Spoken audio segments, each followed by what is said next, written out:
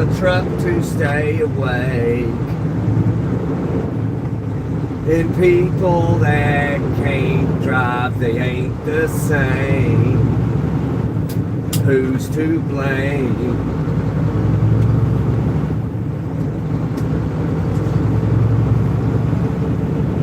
Look at this dumbass trying to just get in front of me.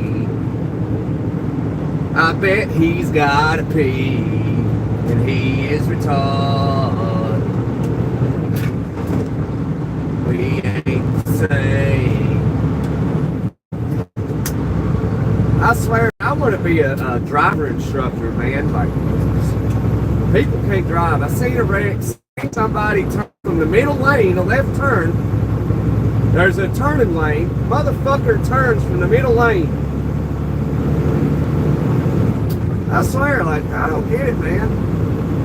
Hey, Sam, I don't understand, like, how do you not know how to drive, man? It's so freaking easy. It's amazing, man. It is fucking amazing. Pardon my language. I don't normally cuss like this, but man. People got my nerves out of whack, yo.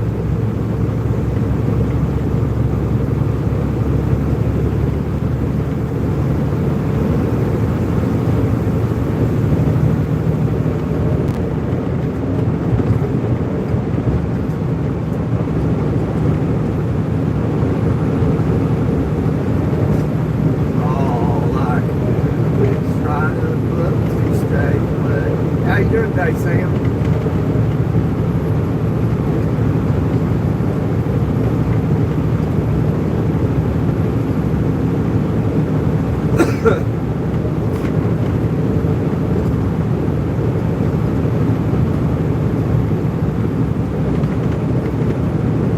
How are you doing? No common sense. I don't think, Sam, I just don't think driving has much really to do with common sense. Like, I mean, you know, like, oh, you know, like that car, you know, you sit, there's 3 lanes. You're in the middle lane. You know, what does common sense have to do with, oh, I see the turning lane, but I'm going to turn from the middle lane? I thought this was a first world country. It feels like a third world country. They drive like this in India, not here. Like, man, that's crazy. Like, there's the turning lane. I'm in the middle lane. I'm just going to turn from the middle lane because I'm so smart that I can't drive right.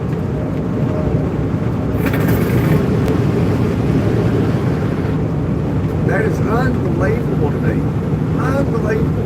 Like a dude Earth just a little bit ago too, before we did this live. A guy's in front of me, and he's turning left across the lane of oncoming traffic, and he gets right up on his turn. He's like 25 feet from it, 20 feet, and he smashes the brakes, hits the signal, and turns. Like, what the fuck?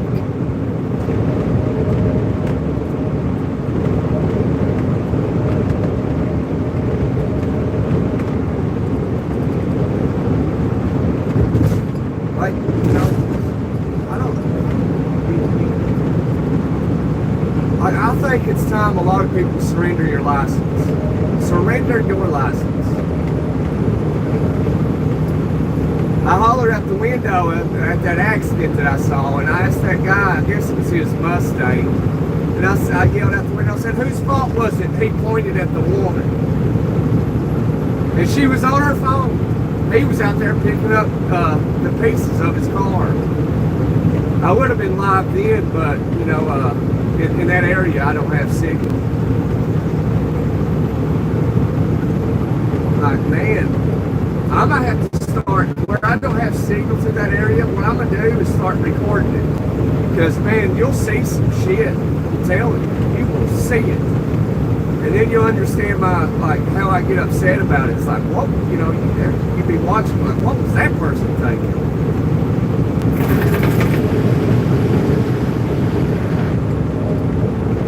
You know, I mean, it's like going to Olive Garden and saying, looking at the menu and say, you know what, I'll take a double cheeseburger with no pickles. Like, what? That's how they drive out here. That's the best way I can kind of describe it right off the top of my head. Going to Olive Garden, ordering a double cheeseburger with no pickles.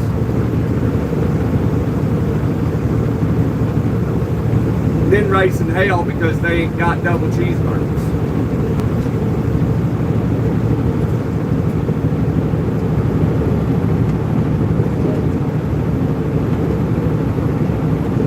Hello, 2642. Dumb as a stick. Yeah, you got that right, Sam. Like, I mean, you legitimately, if you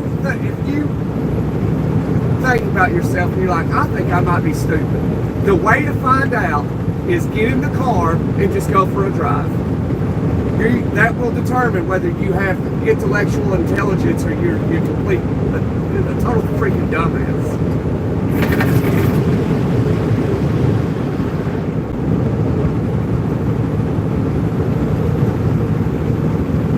That's how you can find out if you're smart or not.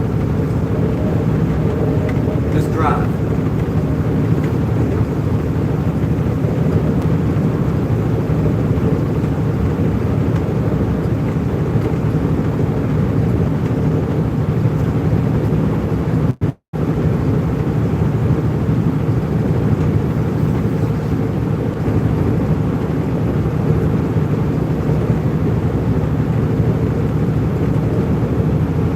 You know, with the amount of ignorance I see, like blissful ignorance, the more I see it, the more I'm starting to be okay with abortion.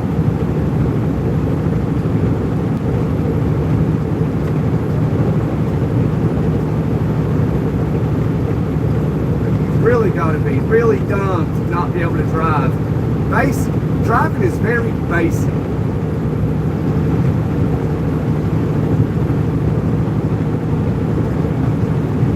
It's the easiest thing we do as adults is drive, man. And people can't do it.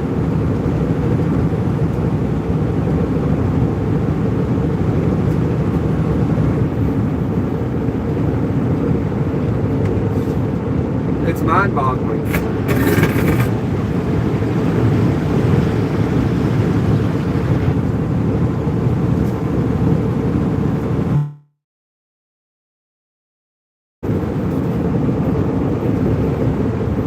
But anywho,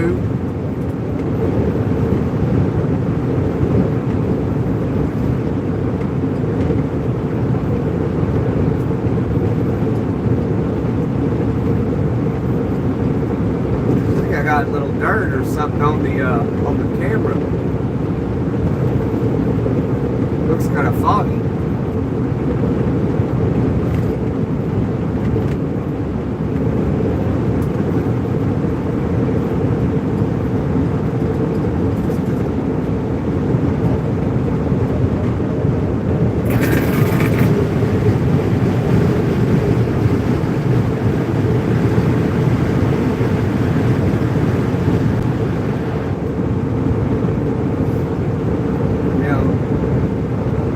That GMC riding over in the left lane for no particular reason at all. It's like they don't know, like that's illegal. It's illegal to ride in the left lane. But there they are, riding in the left lane, like blissful ignorance. Which, I mean, that doesn't really bother me, but the law is the law.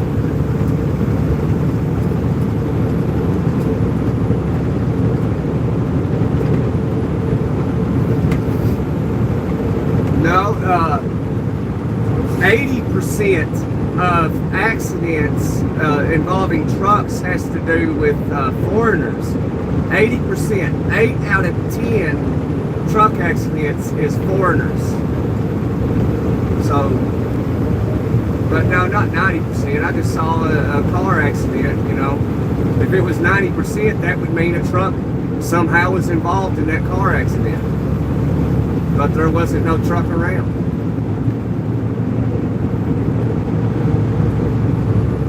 So those statistics right there, Stripe, are obviously totally wrong.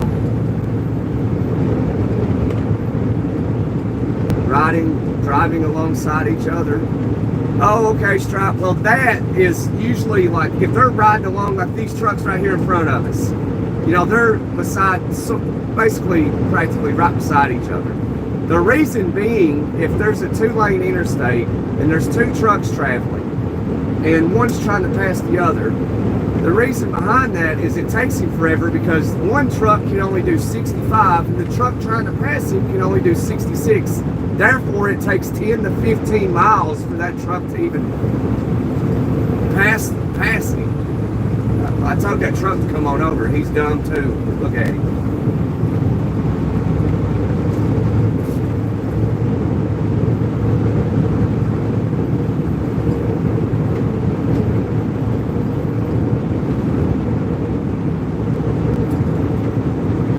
But yeah, they're not intentionally, you know, riding beside each other intentionally.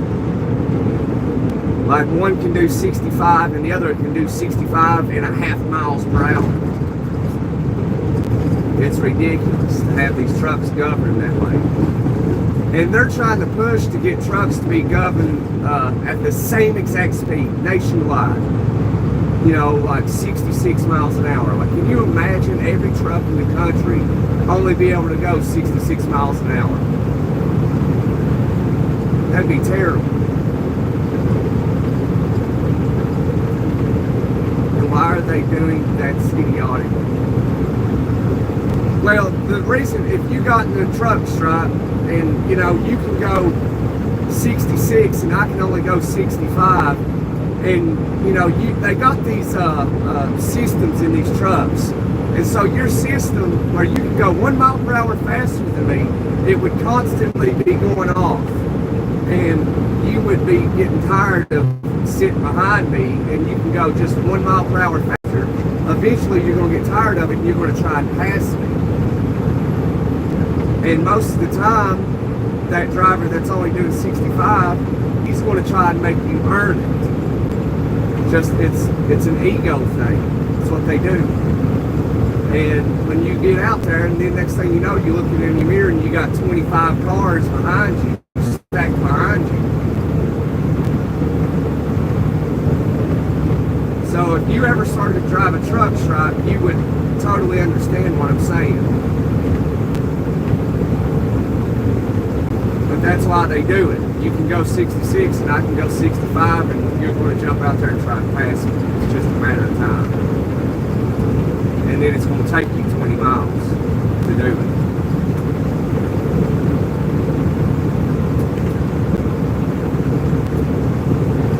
So, yeah, so imagine if they actually do succeed in trying to get every truck in the country only doing 66 miles an hour.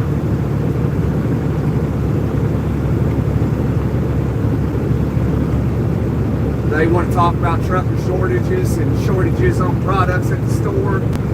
If every truck in the country did 66, it's going to take an extra day and a half before that load and that product gets to where it's going.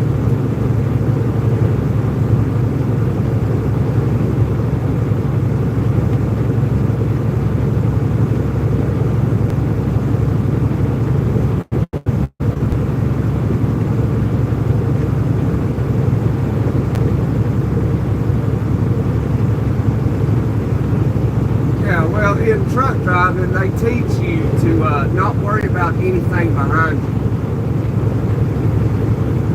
because like everything that matters is in front of you.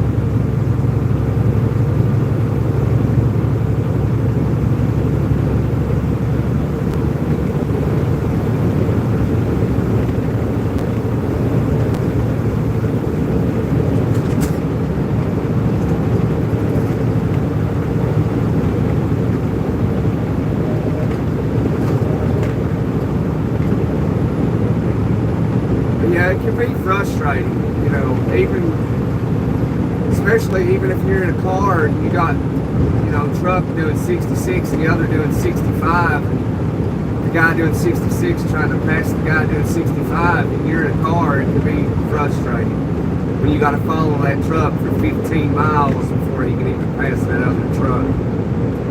I mean, that's the type of stuff that's ridiculous. They should at least, like, you know, have something where they should have some passing power, but they don't. They don't.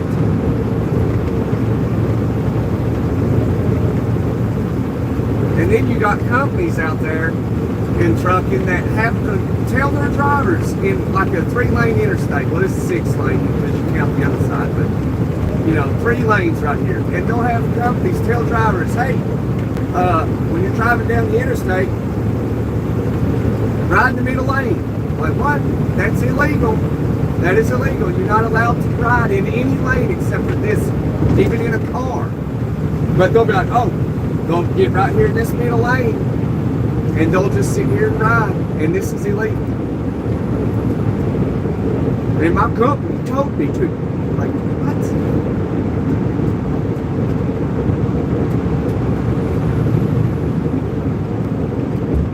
And that's the rules for everybody. You're supposed to drive in the right lane. Those lanes are for passing. That's all that's for. That's for trucks and cars. The law's for everybody.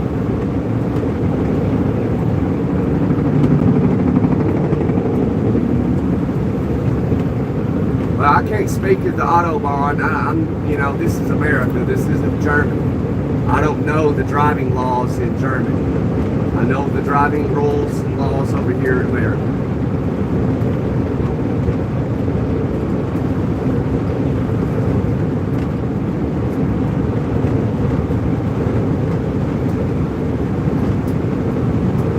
Absolutely, Stripe. I try to respond to everybody, brother or sister.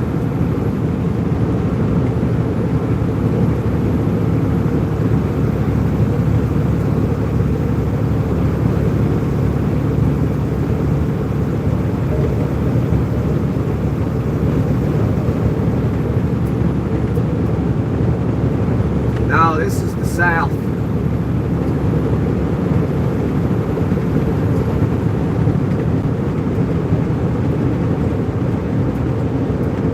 Midwest looks nothing like this.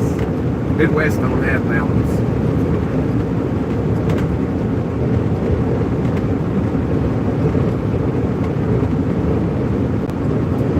But I mean, we'll be in the Midwest here in a little while.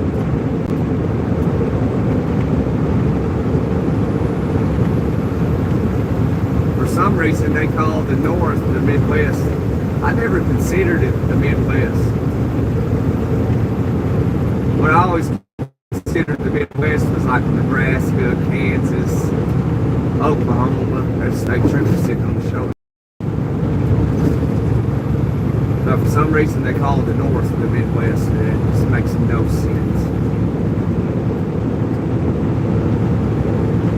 Or you want to let me come over? Goodness gracious. Pay attention.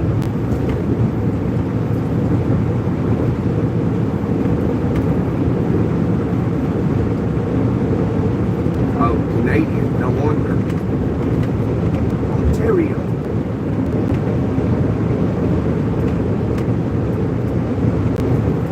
And Stripe went through and deleted all his comments.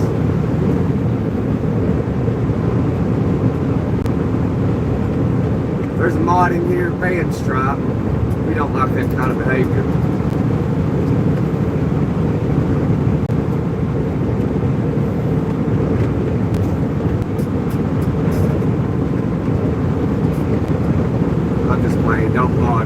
Don't ban him.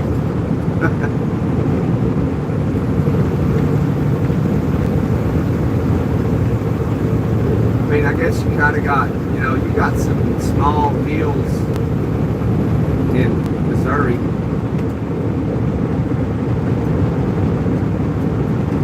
I'm headed to Michigan.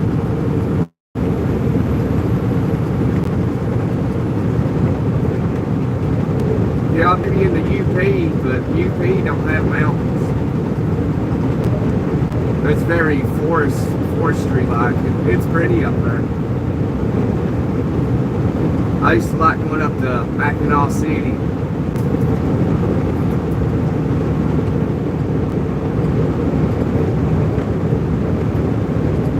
Going up to Traverse City, Mackinac, all that good stuff it's nice up there. There's a lot of rednecks up there in the UP though. Good people. They're nice people. Remind me of the folks back home in my home state of Tennessee.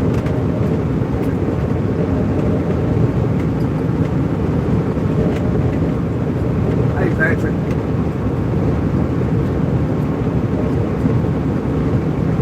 We are headed to Detroit. I used to live in Taylor, Michigan. I've lived in a lot of places.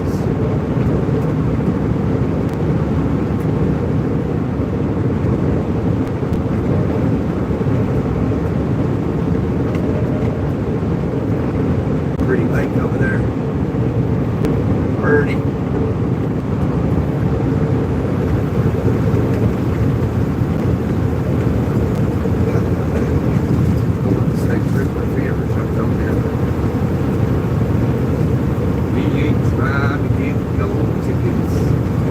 Oh yeah, yesterday. Was that yesterday? Yeah, yesterday morning. I broke 3 inches off the trailer door.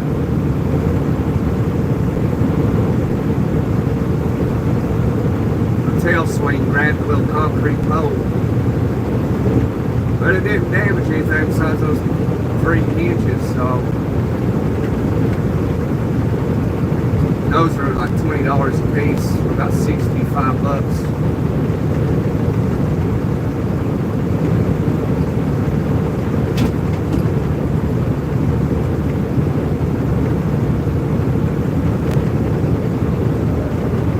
Yo, Ted Nugent lives up there in the Upper Peninsula. You're a Ted Nugent fan. He owns a bunch of land up there. That man, you know that man, Ted Nugent, he said that he never partied, none of that stuff, you know, back in the 70s and 80s. I just don't believe that. But he could be telling the truth, you never know. I wasn't there, so.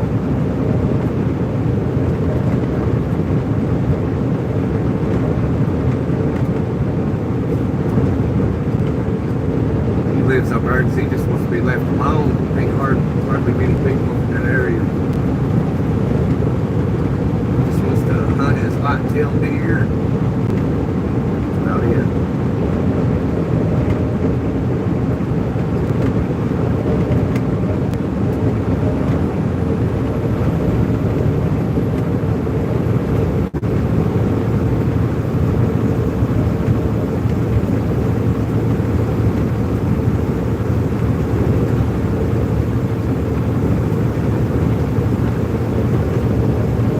Do over this past weekend.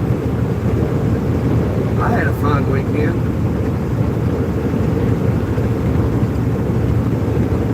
I had smoked a rack of ribs, made burgers, hot dogs. Had a bunch of people over. We had a good time. We went swimming in the pool. Had a good time this weekend. Pretty nice.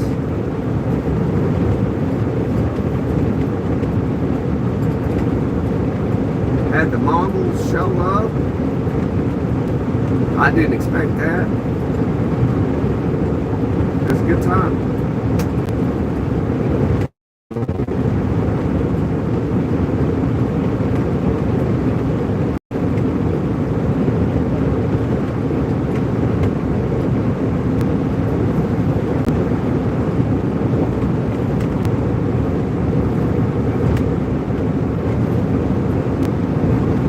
This weekend we gonna go bowling Saturday.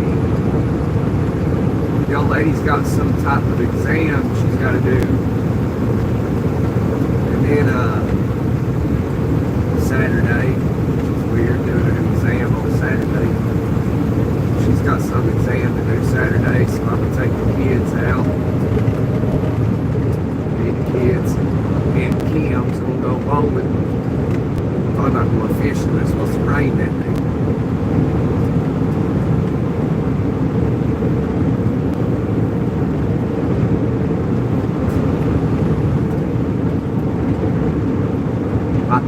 pew-pews out and go shoot deer.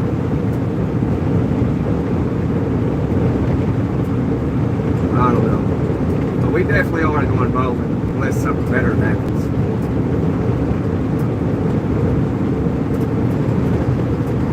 Man, I bowled a lot this year. We used to go bowling a lot back in the wintertime of this year.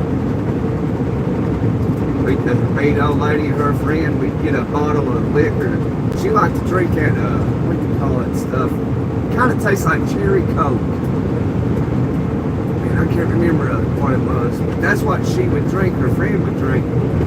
So she would buy a fifth of it this weekend, and say like next weekend I'd buy a fifth of it. I didn't really like drinking it, but it tastes good. I like drinking real stuff.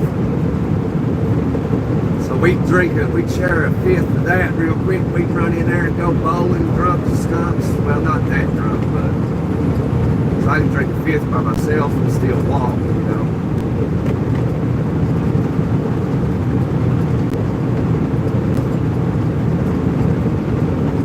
I guess the chat froze up, man. I have looked into that, looked into it. I called my phone carrier. I have done, I don't care about that phone call. Don't know who it is, don't care. I have looked into it, called phone carrier and all that stuff. I don't know what's going on with it. Just chat just goes and freezes on me. I know, I don't believe it's asleep, so anybody's trying to talk to me, chat froze. So I've done everything I could to prevent that, and it constantly freezes.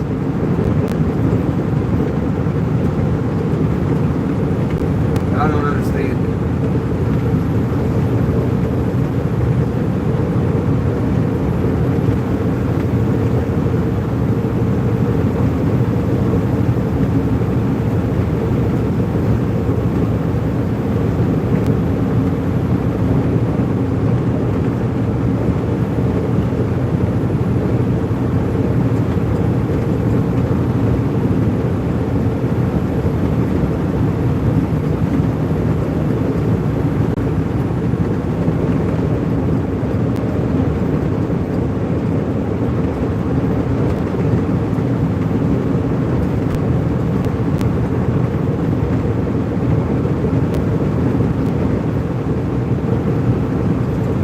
Stop doing lives because, you know, chat freezes on, it just stops.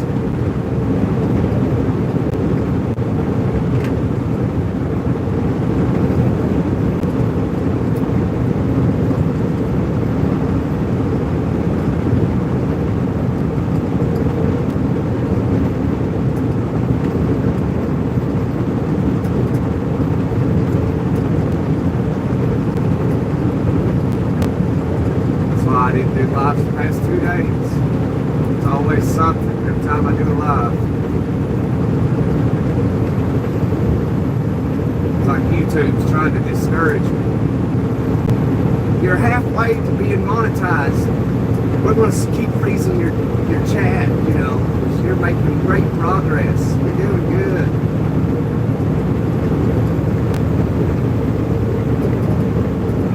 Yeah, we're halfway from being in the YouTube Partner Program.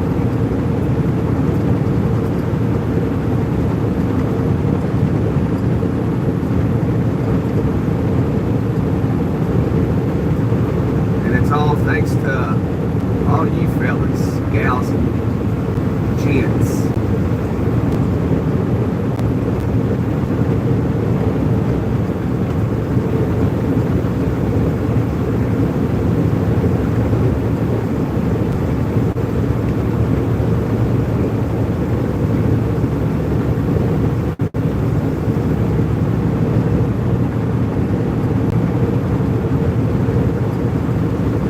Stopped up in Georgetown, get some fuel.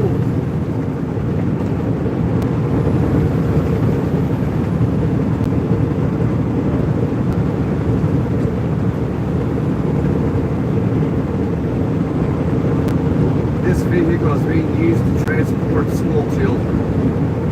Now you're educating them just fine riding in that middle lane.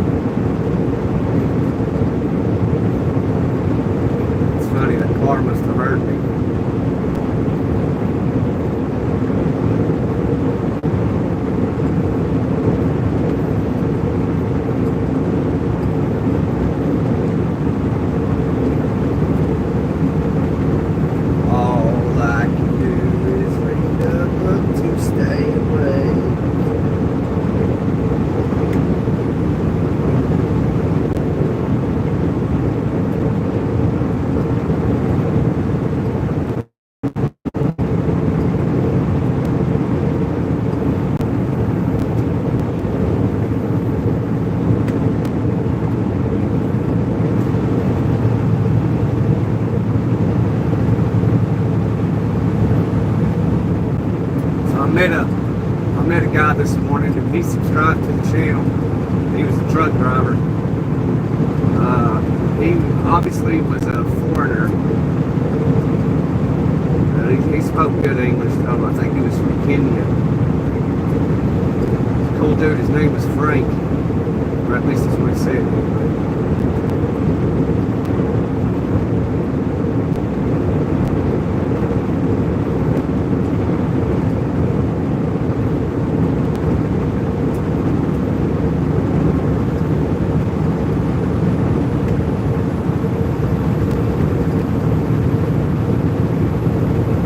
I left out late today. I left out like an hour and a half ago.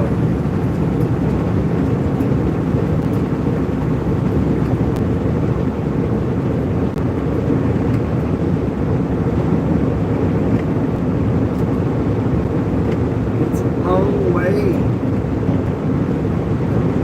to the top if you want to drive a truck.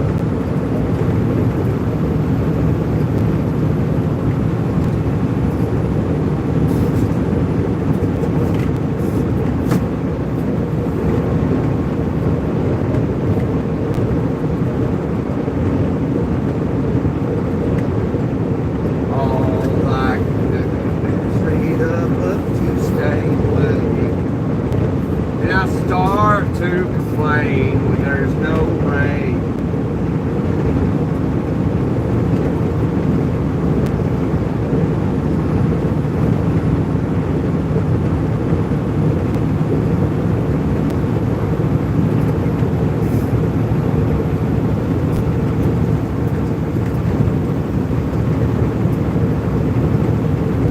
Have a nice day, hard day trucking. Dude, oh dude, oh dude. Come on, duck bucket, get out of my way.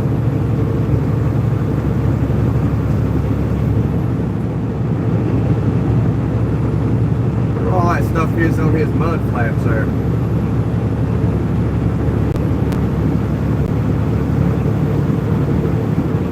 Got some type of foam. Looks nasty, oh, I know that.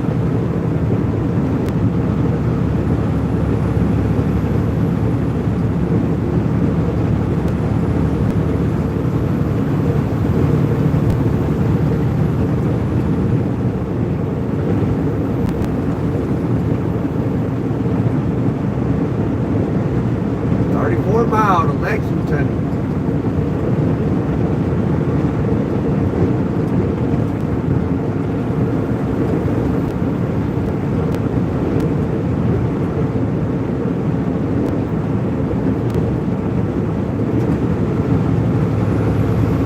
We're gonna take a chance.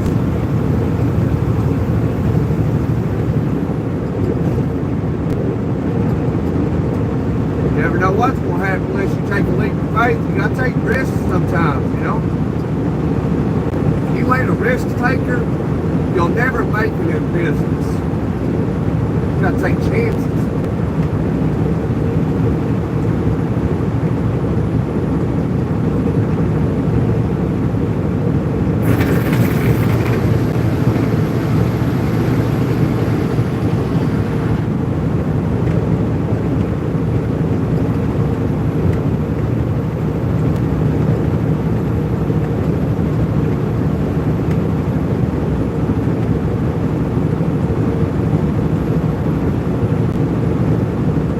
Real truckers take chances. Flirting with the DOT, romance.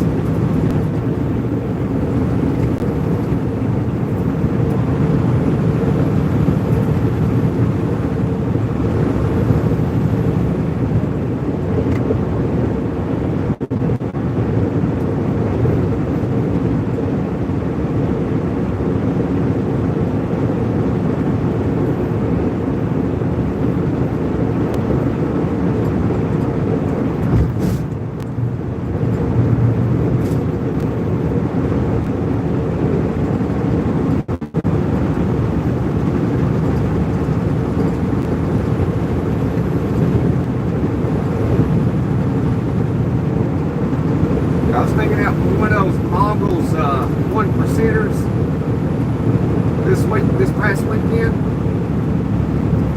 We just talking a little bit. He actually spoke a lot of nonsense, a lot of stuff that didn't make any sense. But he was a registered nurse, and I was like, huh? You're a one percenter and you're a registered nurse.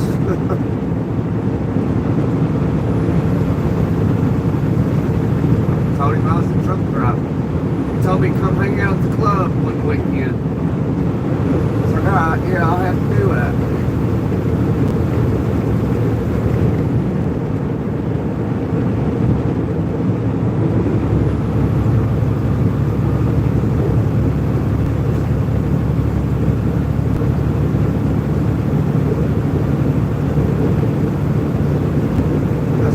Crazy. A Mongols, one percenter, is a registered nurse. Thought that was interesting.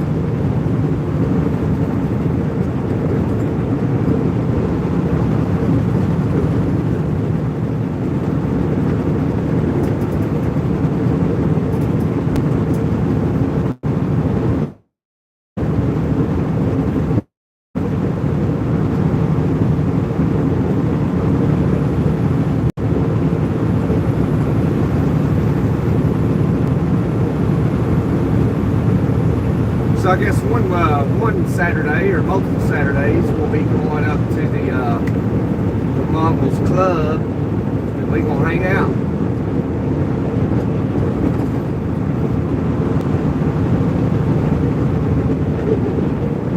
Gonna check it out and see what it's all about. They've had some nice bikes. But man, I gotta get me one of these. The guy's like, what was that guy gave for this? I said $27,000. He said, it was right on, man.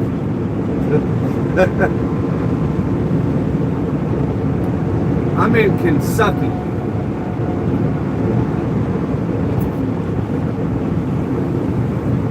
Trying to get around Ryan Logistics.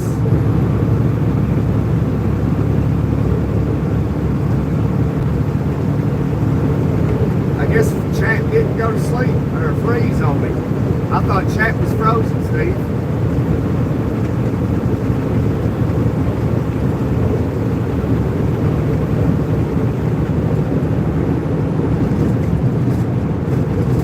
I want to get back in that right lane. I don't like being in that left lane, this left lane through here. Because if somebody pushes you over, there's a drop off on this lane.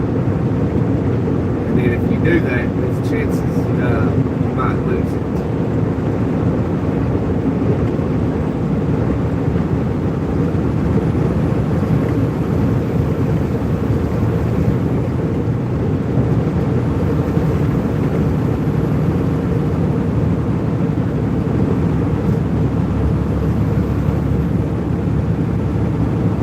So doing his brakes, I bet Kentucky's sitting up here in the middle. They like to sit here for some reason. They always have.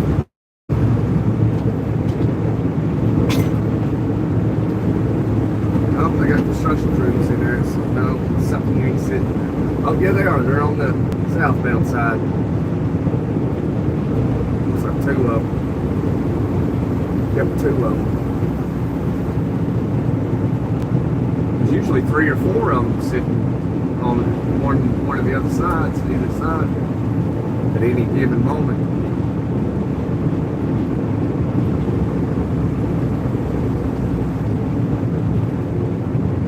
That's in LA, California. It's in Los Angeles, City of Angels. That's right, Steve. Oh, make believe.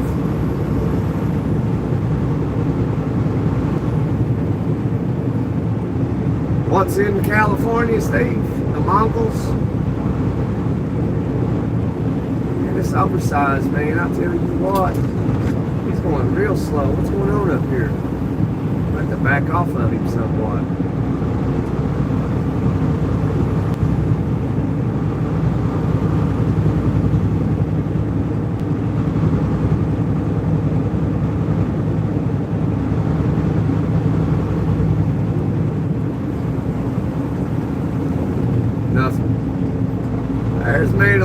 Manilow, everybody's been asking about you for a while, man. You doing all right, brother?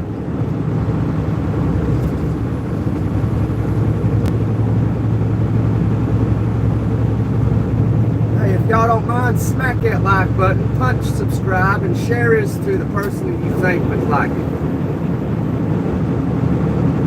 You know, we are halfway from being monetized. We meet monetization. We get monetized. We're gonna be in the YouTube partner program, baby. Y'all hold your horses. Hold them horses. Let my horses pick up and get around this oversized load here. Ride the shoulder a little bit. That mother effer is like coming over here, ain't he? Look at him. Look at him now. He's making miles. Ah, I missed Steve's comment there. Man, those are brand new trash trucks, ain't they? Reminds you of being in Tokyo, don't it? Clean, man. Trash truck being spotless. You're hanging on? That's good, Manilow. That's all you can do, man. Just hang on. It's a short ride, man, so just hang on.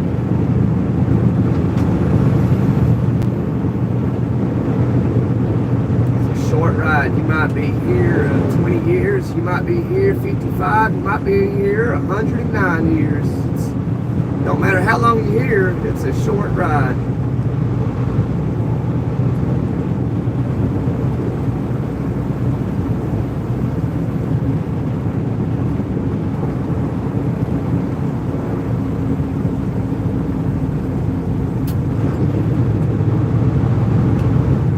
Like sleeping in a bed with a lovely lady friend. It might be a short ride.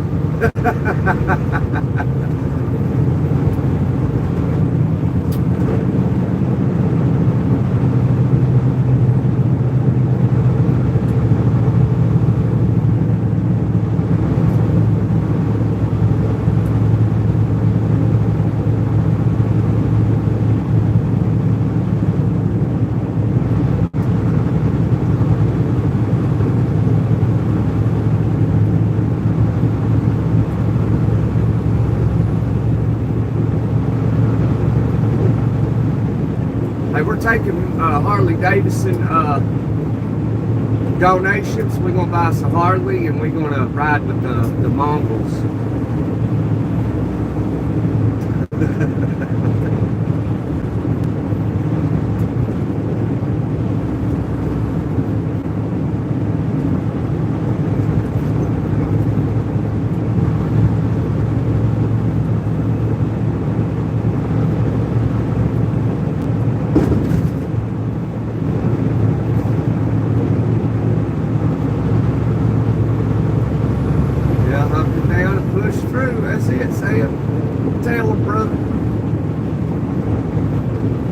Might as well push through. As I said, it's a short ride. Here 1 minute, gone the next.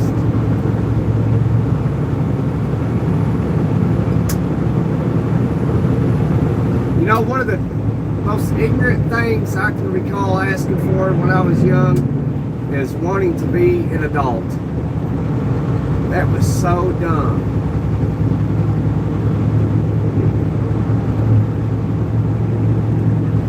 Don't really know it until years later.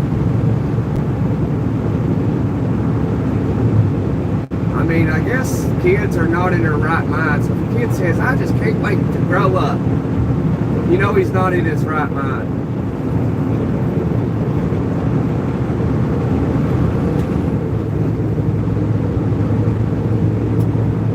But if you're here, smack that like button, punch subscribe, share it to your daddy or your sister, and everybody else. Tell them to come hang out, join the family, so we can rock and roll all night and party every day. Oh, that's Justin Henry. Hey, Justin Henry, I didn't see your name, brother, until just now. Because I Wanna rock and roll all night and drive a truck every day.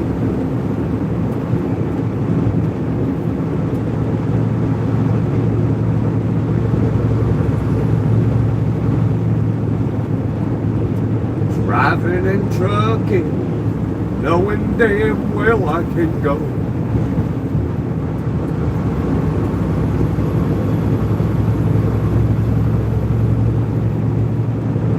Dundee, Justin Henry's on it, brother. He is on it. You loud and proud, Justin Henry. Loud and proud, my friend. Y'all smack that like button, punch, subscribe, come hang out and have some good old conversation.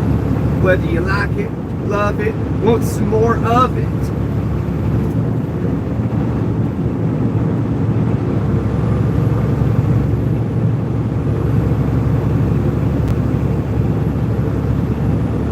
We're grinding gears, having chills, rocking on. That Taylor guy, I ain't seen him in here in a minute. Taylor, he was thinking about doing hot shot.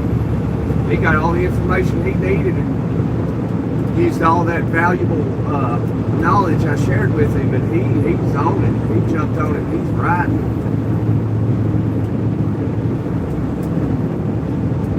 Yeah, they absolutely do got 75 messed up. You know, all that federal grant money. You know, like here in Kentucky. Here is $100 billion. If whatever you don't use, you got to give back to us. Well, you know what every state does, they spend every penny of it. Come on, little box truck, what are you doing? And you know, they also line their pockets with some of them tax dollars, you know. That's called corruption.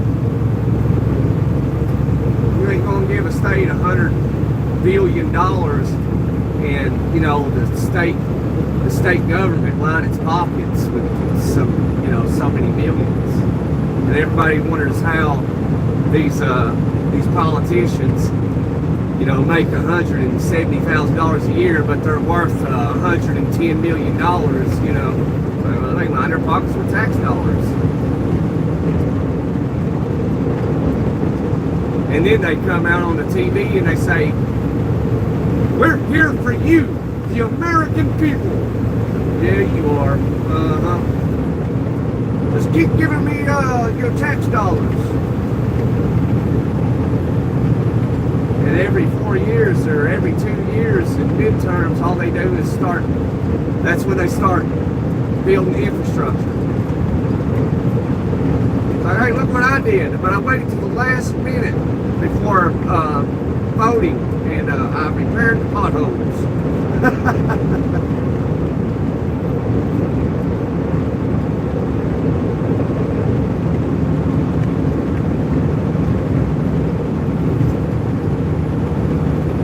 Yeah, I mean, it's amazing, like, how ignorant people are, you know. It's like, oh, MG, I voted for so-and-so. They didn't repair the road until right around the election. And look, I knew I could count on them. Right before they was about to get voted back in or voted out, they fixed those potholes. I'm going to vote for them again. You gotta be kidding me, man. On the road again. I can't wait to get off the road again. Driving trucks with my friends. And I can't wait to get off the road again. We are not the best of friends. Hey, Miko, how are you today over in Finland, brother? I saw something, I guess Trump had a meeting with European leaders, and I guess some guy from Finland was there. I don't remember his name. Germany and Italy and a bunch of other folks. I don't even know what it was about. I watched a little video about it the other day, and I was like, this is stupid.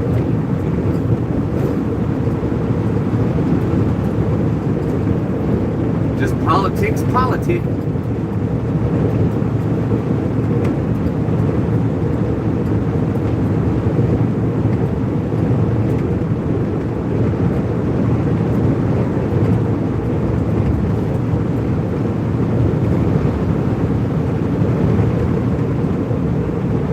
saw Hillary Clinton said something about, yeah, if Trump could make peace with Russia and Ukraine and not be on,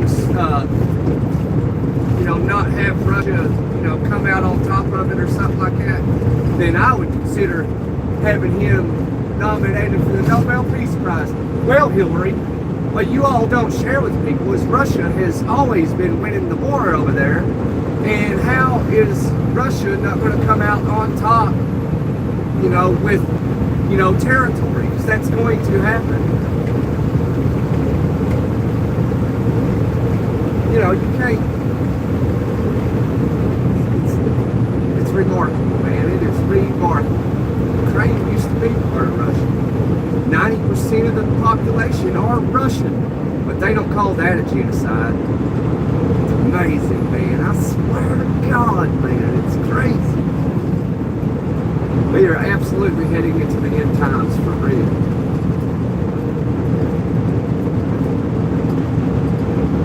Yeah, it's Miko. He's a long-time friend.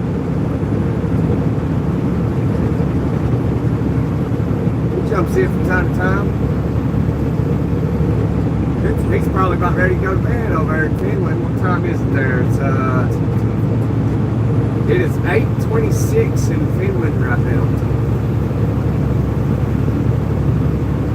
He's getting ready to go to bed by. He just had dinner a little while ago.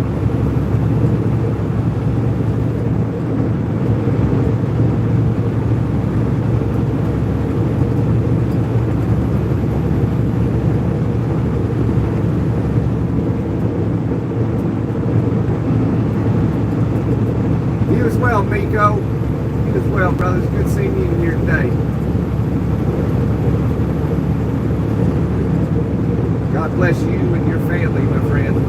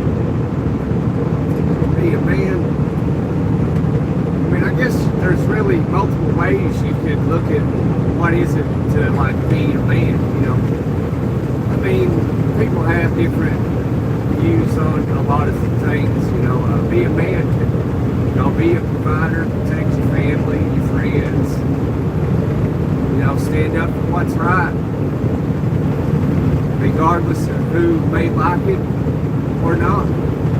That's what I think being a man is.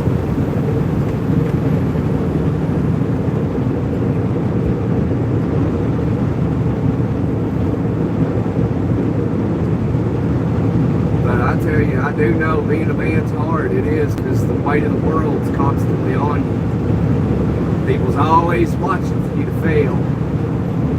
Constantly.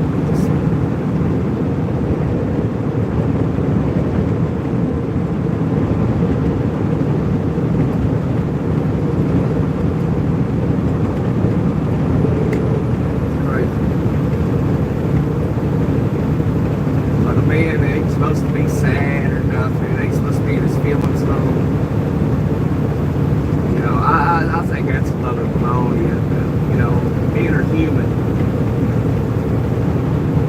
just because a man's feeling down or, shedding a tear don't make you less of a man. Doesn't make you weak, something happened.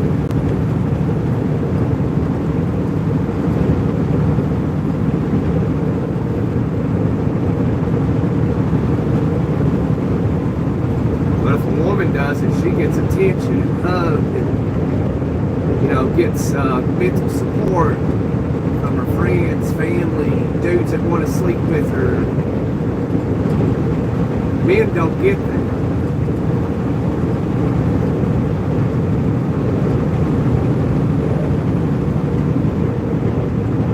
They're told to be a man.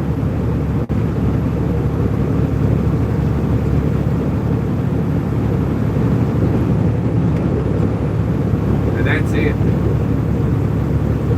That's probably why more men unalive themselves way higher than females.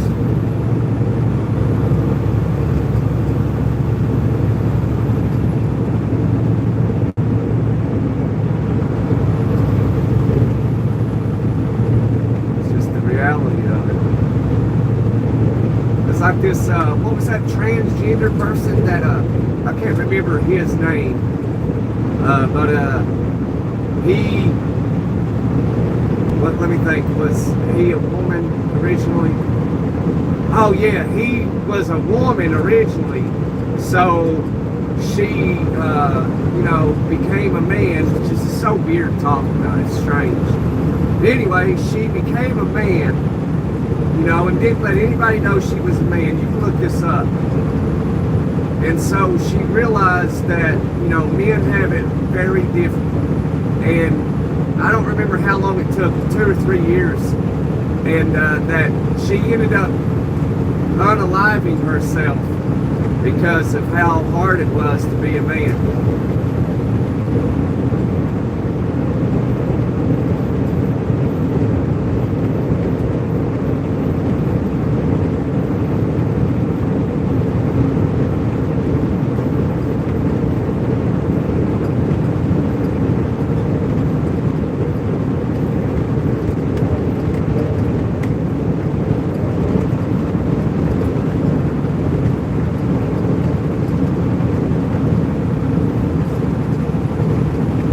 She rest in peace.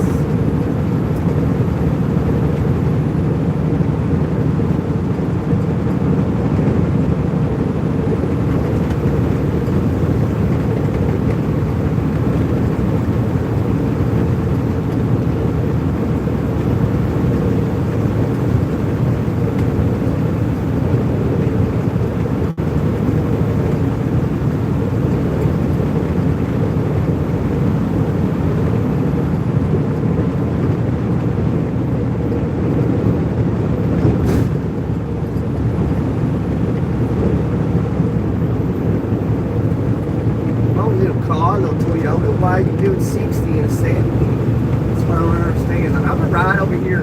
Oh wait, see, I'm gonna drive like these idiots. Watch. Let me get down to 55 in the middle lane. Left lane, so people can get all mad at me.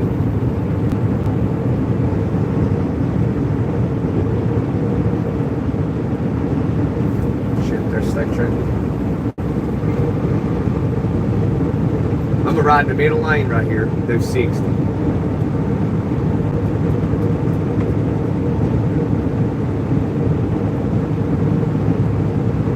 I'm a dumbass.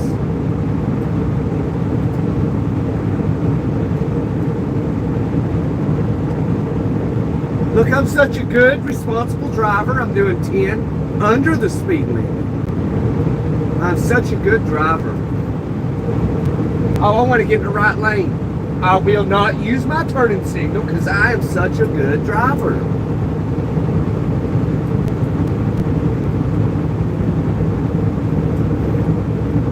So responsible, doing 10 under, so responsible, not using my signal, nothing. Such a good driver.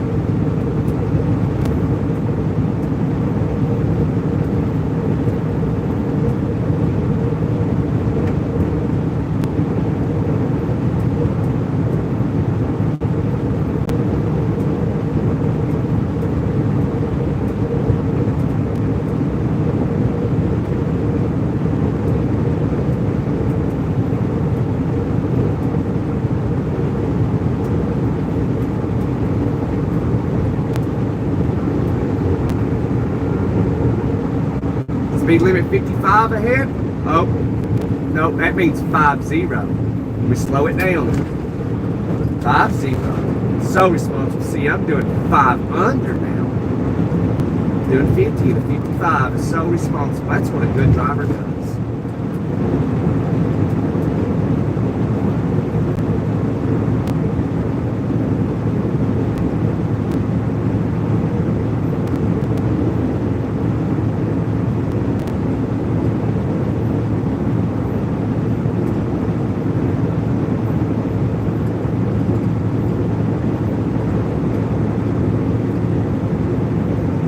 How's everybody flying? They're terrible drivers. Look at me.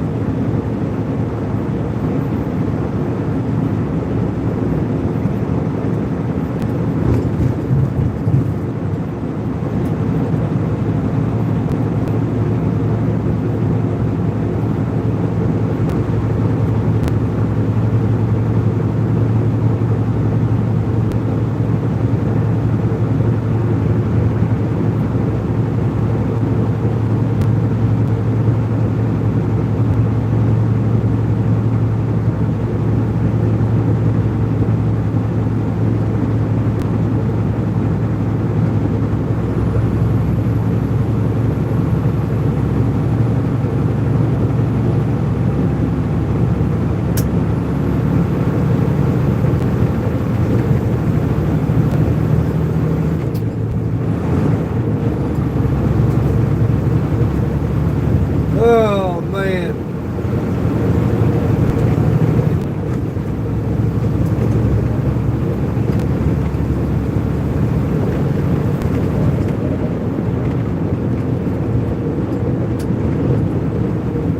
Get back. Be going.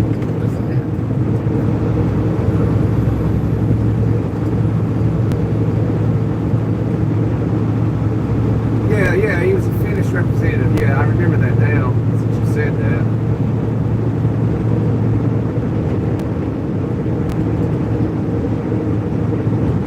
Yeah, when they were building peace, they tried. You know, there'll never be, there'll never be peace in this world. Not until, like the Bible says, when Jesus comes and reigns for 1,000 years. Because humans are ignorant, man. We're too unintelligent to have absolute peace. We're not smart enough. It's not that we're not smart enough. Humans are wicked. Since I was a little kid and learned how things were, I've always said we'll be self-destructive. We will annihilate ourselves. That's how stupid we are.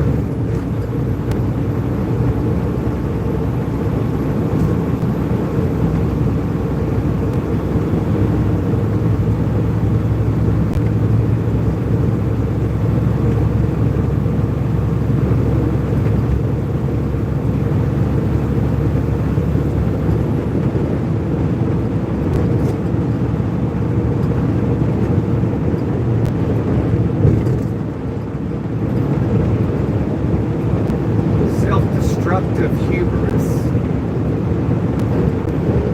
That's what humans are. Hubris.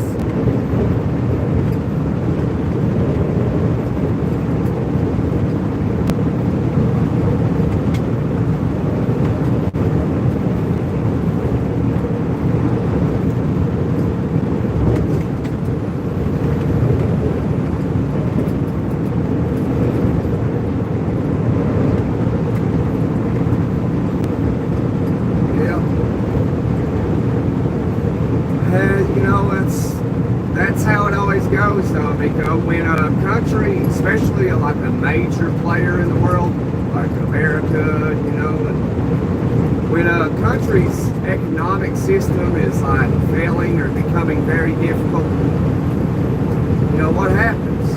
War breaks out. Because war generates money. If you want to, that's a way you can get rich. If you're basically a nobody or an average person, because wait for a war to break out. You can make the right moves and you can become rich out of other people's misery. You know, there's opportunity in chaos. You just gotta know where to find it.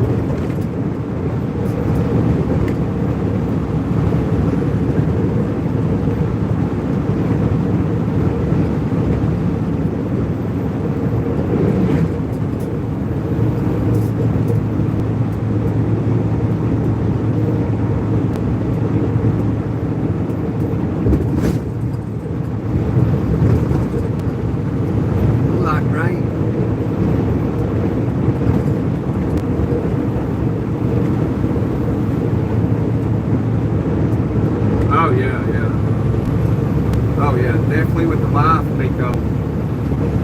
Goodness. I don't know, what is the psychological thing about women where they have to periodically, like you can get along constantly, but periodically a woman has to verbally fight with you occasionally.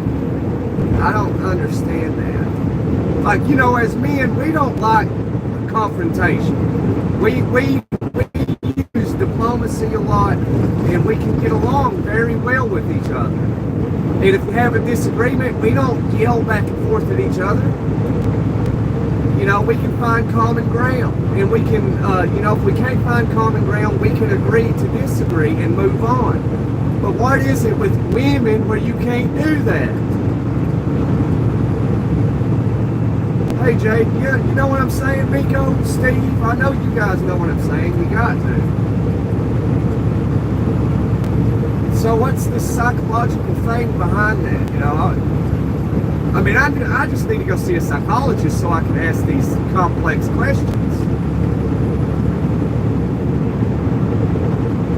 Yeah, you know, I'm sure I've said things where you guys don't agree with me 100%, you know, but you're men and you're like, you know, I get what you're saying, Gunner, but I disagree. You know what I'm saying? You know, we don't think nothing of it no more.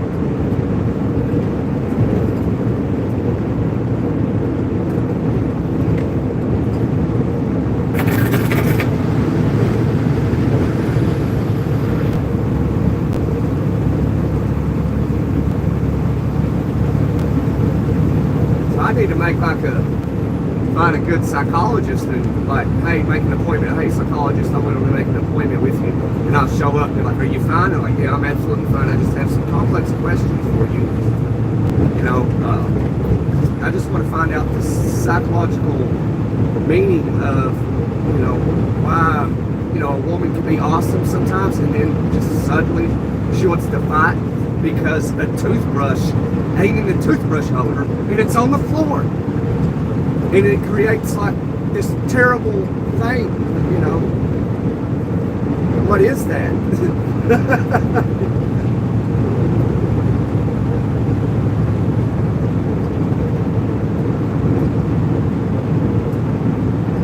Or, you know, you go see the trash can and you see that, okay, well, maybe another hour or two, the trash can will be totally full and I'll have to take it out. So it can hold a little bit more trash, plus I want to get my money's worth out of it, you know. And so you wait that couple of hours. But then within the past 45 minutes, while you're waiting 2 hours for the trash can to completely fill up, because, you know, you don't want to waste space. You know, why does the woman come at you bickering because you didn't take the trash can out, and you can't explain to her that it's not full enough yet to take out. It can hold more trash, but it's an argument. Like, hey, honey, it can hold more trash. I don't want to take it out right now.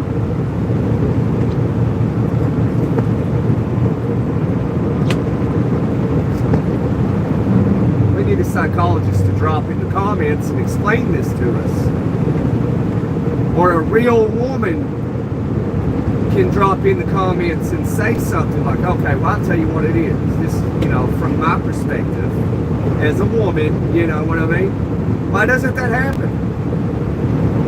You know, if we were roommates, Miko, and we saw the trash can, you know, not totally full yet, I see it, and like, you know, I'd be thinking, all right, we'll wait a little bit longer, we'll fill this completely up, then I'll take it out. Or Miko will see it when it fills up, he'll take it out. You know, you would see it like, okay, this can hold a little bit more, maybe Gunner will take it out later once whoever finds out that it's full first will take it. I'm sure Gunner will take it out, or I'll take it out, whoever sees it. You know, and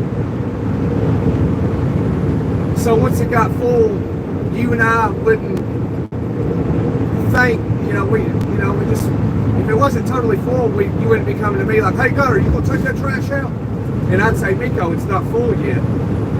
You know, you're like, oh yeah, it could hold a little bit more is what you'd say, you know, and we'd agree to that. But yeah, okay. You know, once it got full, no, we wouldn't say nothing about it. One of us would just take it out. But with a woman, why can't it be that simple? Why can't a woman think logically and think the same thing? Like, okay, let's wait till the trash can gets full. Logic, common sense. I don't understand.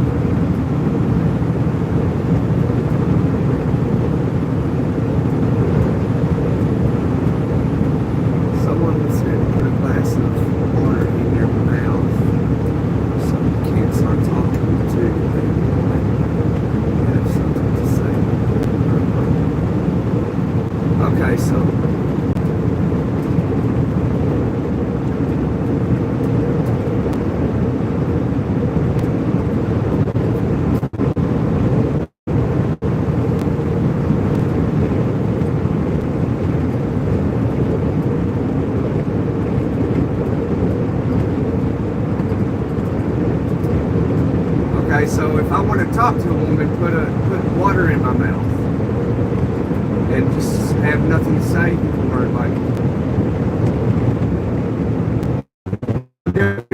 Jade's a woman. Maybe she can explain this to us, but she's a younger woman. She's 21 years of age. If you've been listening, Jade, enlighten us on your perspective of the topic we're discussing.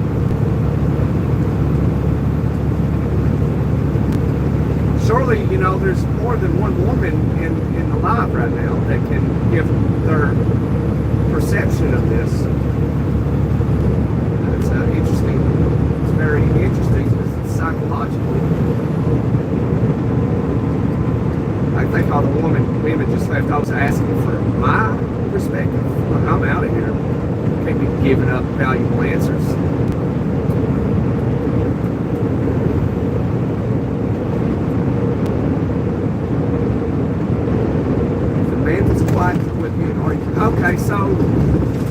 Okay, so the trash can is 3/4 of the way full. And this is just an example topic. So the trash can's 3/4 of the way full. It can still hold more trash. So this woman's going to come up to you, Miko, and like, hey Miko, have you not noticed the trash can is full? And you're like, oh, well, okay, sorry, honey, let me go look at it. And you go look at it, and you notice it's 3/4 of the way full. It's not totally full yet. And then you go to explain, like, hey, it's not full, it can hold more. I saw just a little bit ago that it wasn't full yet, and I didn't want to take it out. You know, and then that right there, because you had something to counter what she asked, you know, she's arguing because you didn't take the trash out.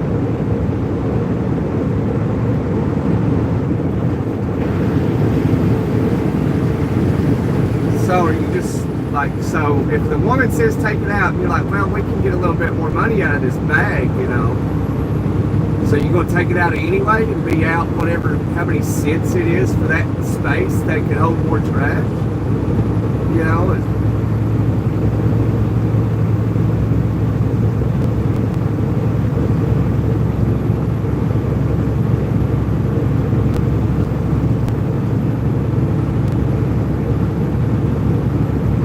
guess if you notice the trash bag is not full yet, and a woman, and you're like, you're gonna wait to take it out, and the woman's like, hey, you're gonna take trash out, and you go look at it, it's still not full yet, you're just supposed to take it out anyway, and not say anything. So every time you get a trash bag in it, once it gets a little over halfway full, you're supposed to take it out.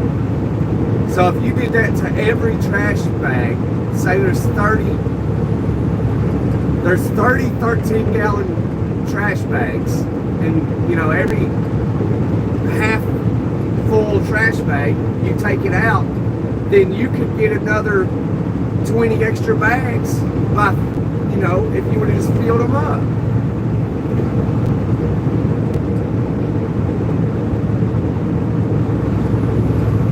So now you're going to buy another 30 pack of bags, when if you would have just filled the last 30 pack up, you wouldn't be going out right now to buy another 30 pack of trash bags. So it seems to me like you're spending more money, unnecessary money.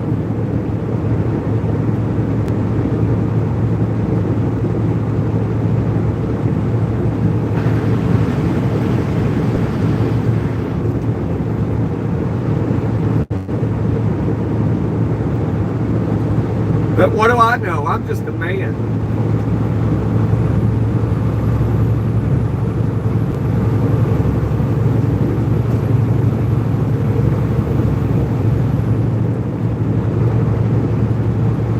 So if a woman's costing you more money, Miko, you're just not supposed to say anything and do as you're asked? I just disagree with that logic. I mean, I think both people should be happy, not one's totally happy and the other one's like half happy. It's a team effort, you know.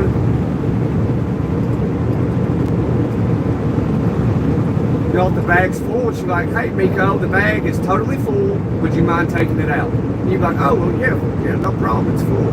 Yeah, absolutely, honey, I'll take it out.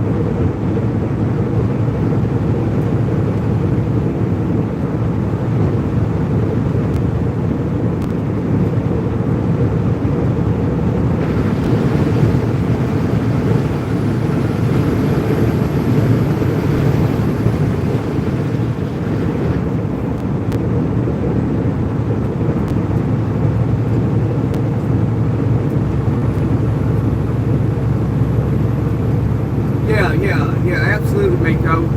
That does help. You know, helping does work. You know, that's called chemistry. Well, there's multiple levels of chemistry between the opposite sexes. But when it comes to helping out around the house, you know, there is no job titles, specific job titles for a man and a woman at the home. If a woman can sweep the floor, so can you, Miko. You know, it's a team effort. You know, if, you know, a woman can do the dishes today, you can do the dishes tomorrow. You know, if you got to change the oil in the car, she can assist, and, you know, if she doesn't know how, you can also teach her as you know, she's there with you know, learning. You know, the majority of things a man can do, a woman can do, and the majority of things a woman can do, a man can do, except show that womanly touch, that womanly caring. A man can't really do that on that level. They can to a certain level, but not on the level of a woman, like that motherly love thing. You know what I'm saying? A man is not capable of doing that. Not on the level of a woman, anyway. But at my house, that's what me and the old lady do. We're a team. You know, our chemistry of working together in the home is pretty good. You know, I'll sweep the floors, I'll do the dishes, I'll steam the walls, I'll clean the bathroom, but I always clean the bathrooms though. I clean the toilets and all that at the house.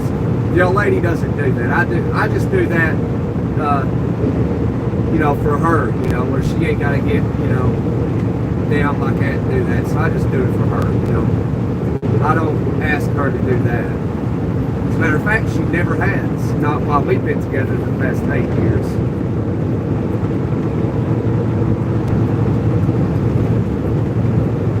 So in a way, there's some things that a man just does for his woman. You know what I mean? You clean the toilets. You clean the tub.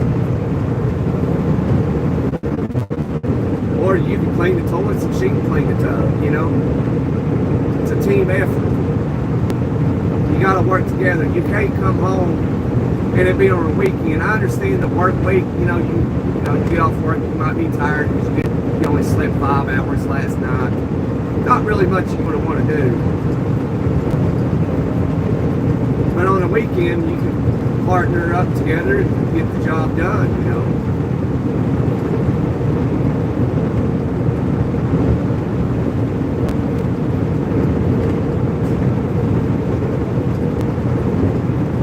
Works out good in our home. One day I'll be doing the dishes and I'll do the dishes as she cooks. She does the majority of cooking in the house. I cook the meat and I do all the grilling. And she does the majority of the cooking inside the home.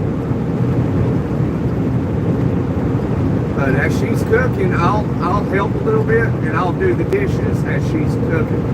She makes the mess, I'll wash the dishes.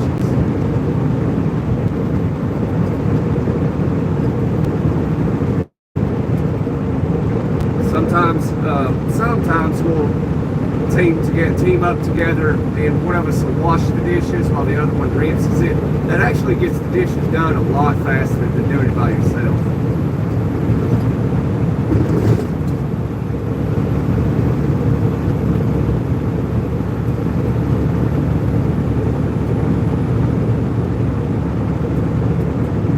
Yeah, yep, absolutely, Miko. That's absolutely right. See, I think you and I live practically the same way.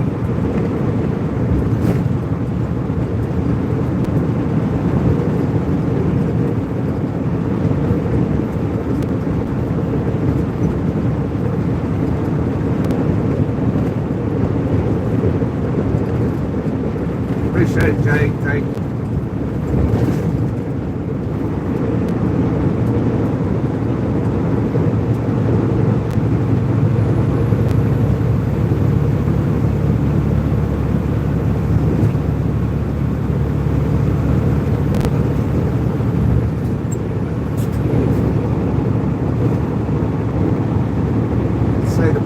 Filled with old makeup and the trash bag was filled out.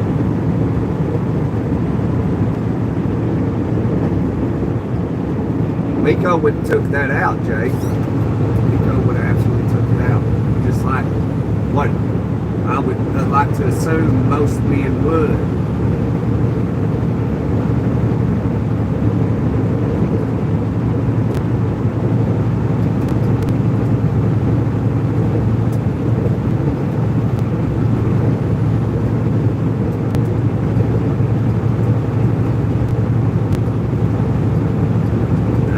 See a problem with a woman seeing the trash bags full and she can take it out of the can and tie it and then like, hey, you care to take that bag and throw it outside in the trash can.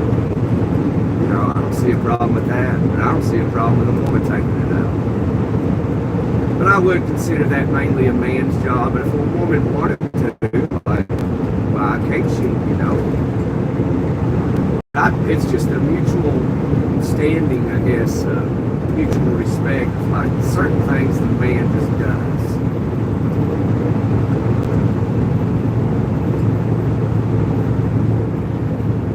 Like this past weekend, I bet I swept our house.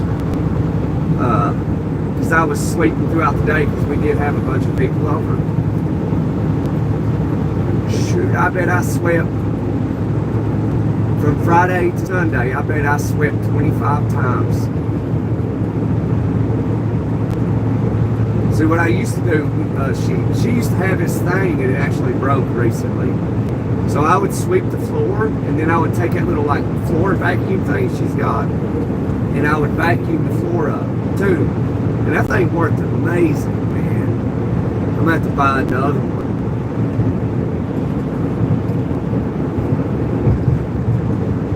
So it's kind of funny. So I'd sweep the floor manually, then I'd take that little vacuum thing and use it, pick up stuff I may have missed, you know.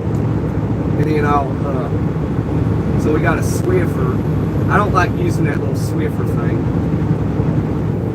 So I'll make some mop water and mop the floor. She doesn't mop the floor, she will Swiffer the thing, but I don't really like that thing. It's good for like sudden messes, like, say an adult, because my kids don't drink pop. I don't let them drink pop. Anyway, let's say Miko use at my house or Jade use at the house, and you dropped your root beer. So what I would do then is, clean that up, and then I would take the Swiffer and clean that little spot up so it ain't sticky. That's when that Swiffer comes in handy.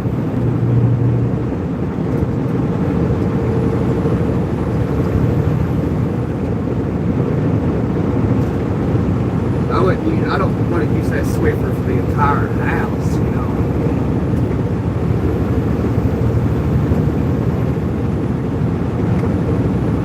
Because, in my house there is no carpet at all, nowhere.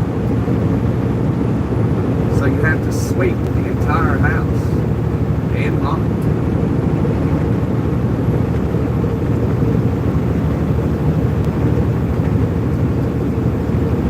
That Swiffer thing, if you were to use that, it would take an entire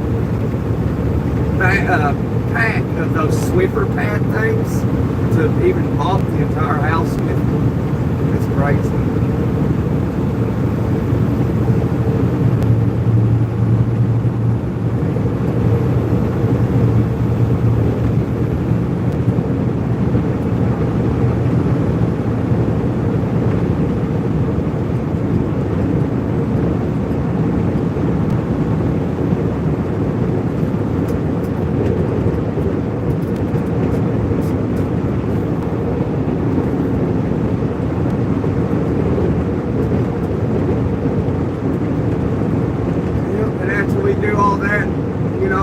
Outside, and I'll get on the mower and I'll mow the grass, and then I'll get done mowing, and then I'll go weed eat the fence and all that, the ditches,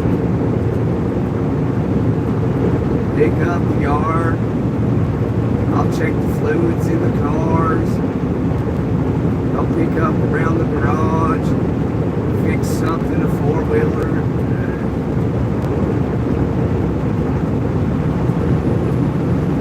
Cut up some firewood. Then I'll do a live or something, whatever I might be doing. That's what I do, guys. That's what I do. Then I'll get in the car with the old lady, we'll go to the grocery store, buy food, stock up the freezers. Yeah, Miko, it did. Thanks for asking, brother. It did. Oh, man. Hey, I'm going to have to show you the cake the old lady got. Man, that thing was awesome. I hope she got a picture of it. I did not get a picture. And I think the reason I didn't is because she got one. And I'll have to show you this cake, man. Nobody ever gets on my Discord, so I won't share it there. I guess I'll share it on YouTube. Like, it was a beautiful cake. My daughter loves rainbows. For like the past 2.5 years, she just loves rainbows. She just loves, like for Halloween, she dressed up as a rainbow. Yeah, you have to see this cake. It was a pretty cake. But yeah, I went to a girl that's a friend. She's mainly my family. She's a little bit older than I am, by like 20 some years. So she's older. She's pushing 60. But anyway, I took a rack of ribs. I went to her house, and I actually didn't know where she lived at. And I just took a wild guess. I had an idea of the area she lived in, so I went there. Sure enough, it was her house. I went to the back door, and I looked in because the door was open, and she was laying on the couch. I hollered her name, and she rose up. She goes, "Gunner!" I was like, "Hey, Frankie," you know. And she's like, "What are you doing?" I went in and hugged her, and we talked for a minute. I said, "Hey, I got this rack of ribs." I said, "You got a grill? You got some charcoal and stuff?" She's like, "Heck yeah!" And I was like, "All right, let's go there and fire that grill up." So that's what I did. So we went outside, talked. I threw some ribs on there. We cooked them for about an hour and a half, and then I was like, "Hey, Frank, you want to go to my house?" And she thought about it for a second, but ultimately we ended up going to my house. She's like, "Well, how can we do it?" And I said, "You got a cookie sheet. I'll take your ribs off the grill, throw them on the cookie sheet. When we get to my house, I'll throw them back on the grill at my house." So anyway, we go to my house. A bunch of people ended up showing up. It was pretty impressive, and we had a great time. We cooked ribs, barbecue ribs, burgers, and all kinds of stuff. We had birthday cake and ice cream, and a bunch of people showed up. I couldn't believe it. We had a good time. So like, I don't even think I remember thinking about doing it live. If I could have, I think y'all would have liked it. Because it was busy. I was probably too busy to do it live. I wouldn't have been able to talk to you probably much at all.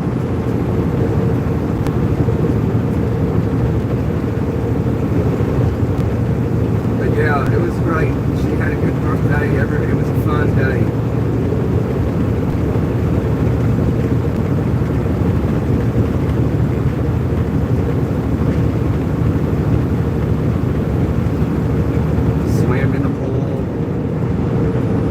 I didn't do any swimming though.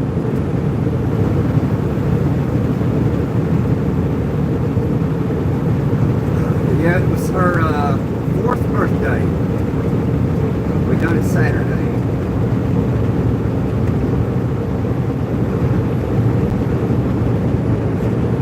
I think that's the best 4th birthday party any kid could have had. Any 4-year-old.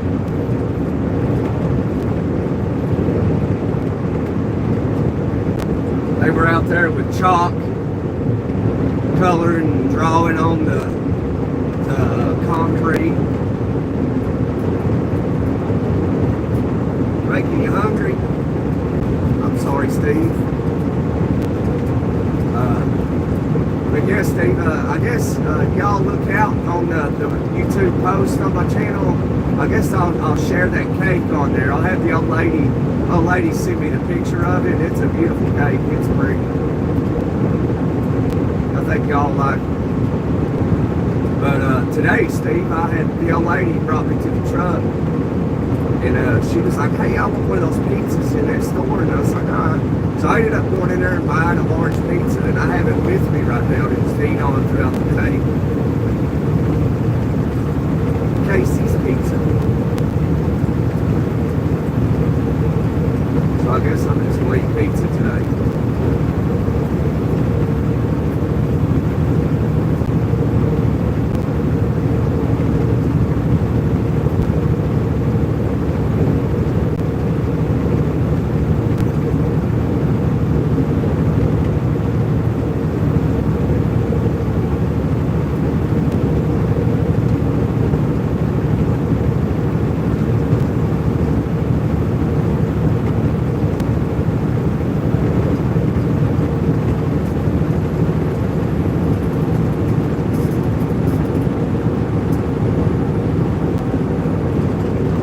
This weekend won't be like this past weekend, but we gotta go. We're gonna bowling. Gotta go bowling Saturday. I was gonna go fishing, but it was supposed to rain, and you know, before it rains, it's gonna be really hot. And I was like, I don't want to have the kids out there on the river bank. So I was like, yeah, talk to Aunt Kim. I was like, let's take the kids bowling Saturday. She was like, all right.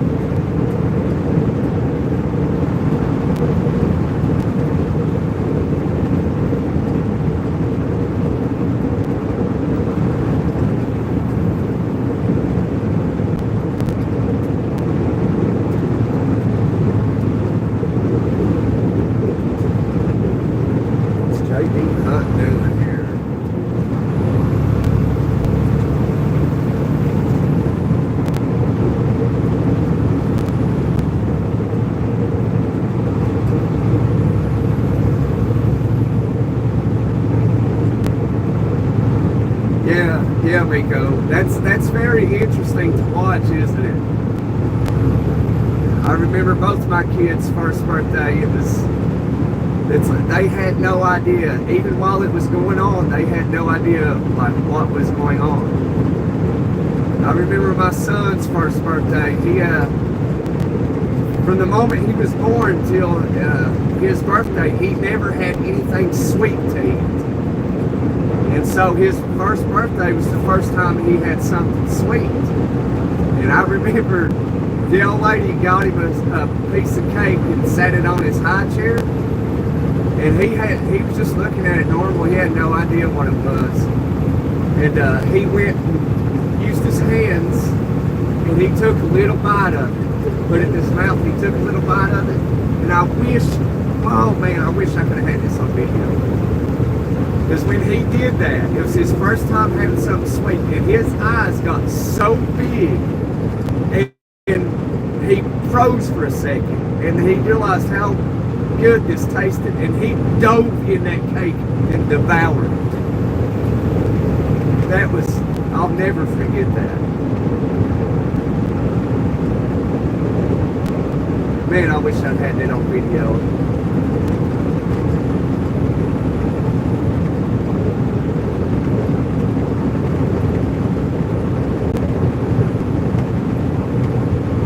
So if anybody's expecting to have a kid anytime soon, watch them. Whatever you do, don't give that kid any sweets for the first year. Give them their cake on their first birthday and record it. And hopefully you'll have the same experience I did. That was so fun.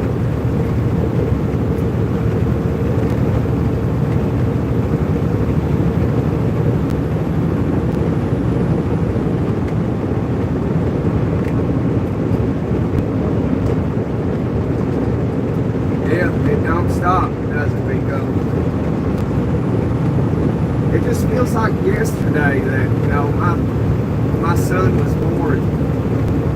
And I remember feeding him and playing with him when he was little. He'd line those little cars up in the lines and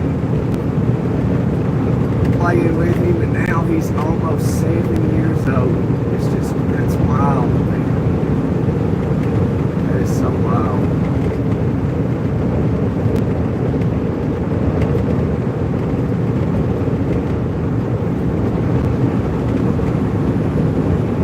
He would try to jump on the dog's back and ride him. But my dog actually taught my son how to walk. He sure did.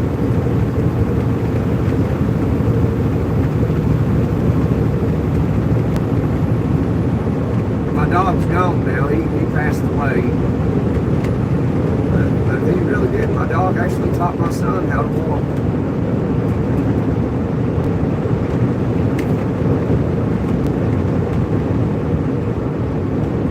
Hey, Dwayne.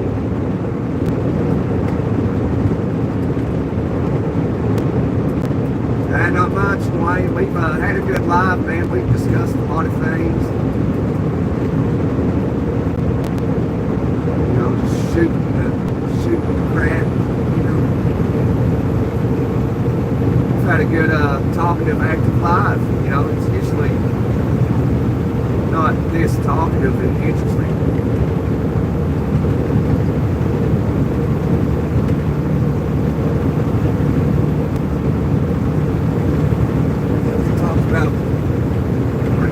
we can talk about the behavior of the woman, psychology, the weekend, blah, blah, blah, blah, blah.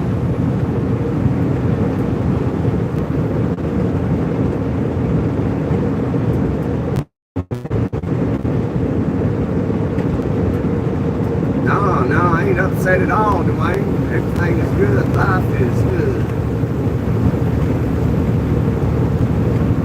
For y'all that don't know, LG, like the LG products and stuff, it means life is good.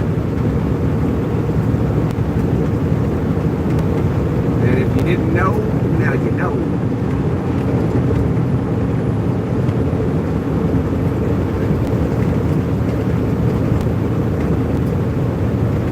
Life's good.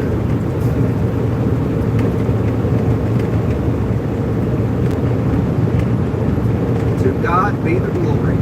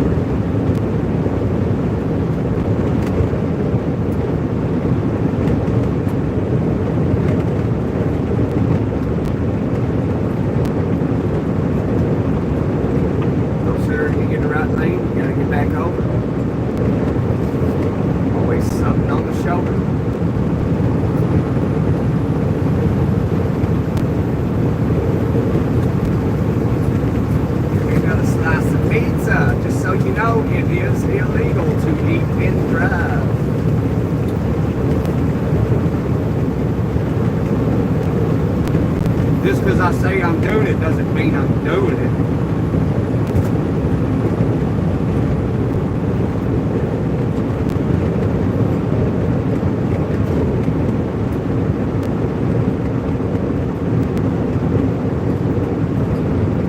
Yeah, okay, Dwayne, you're fine, man. I sent you text.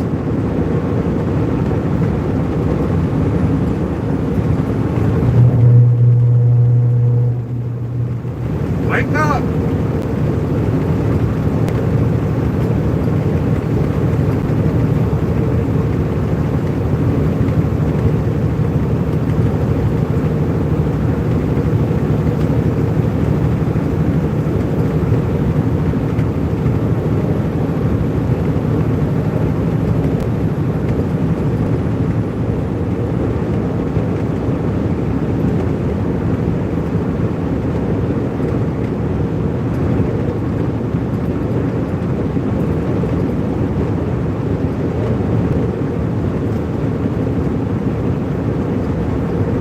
Nico, thank you for being here today, brother. You have a good rest of your evening over there in Finland. Have a wonderful day tomorrow and a safe night tonight. Sleep well.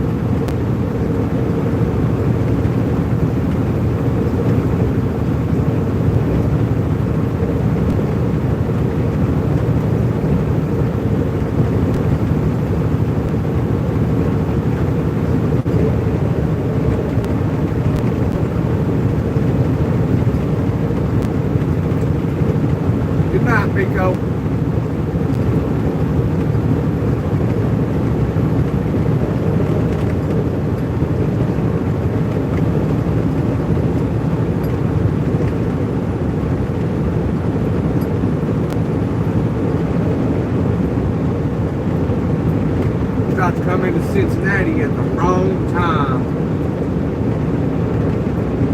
This ain't good.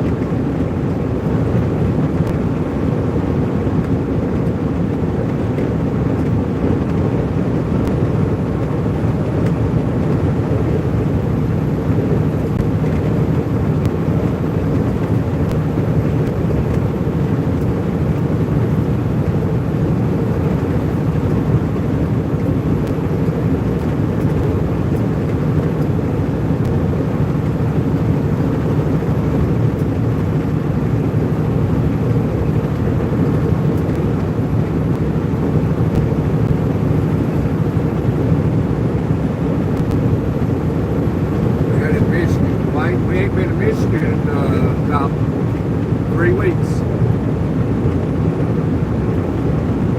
We've been going down to Florida, Georgia, down by Alabama.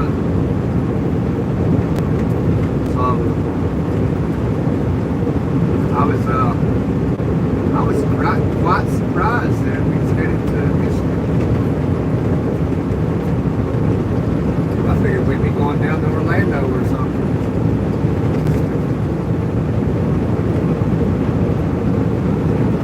We're about to cross into Ohio. About to come into Cincinnati here soon.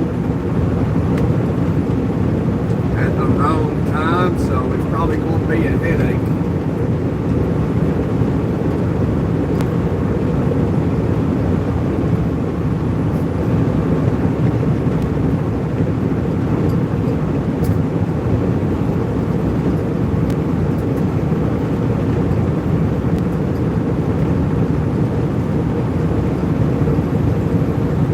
One more light, we can get a toot-toot.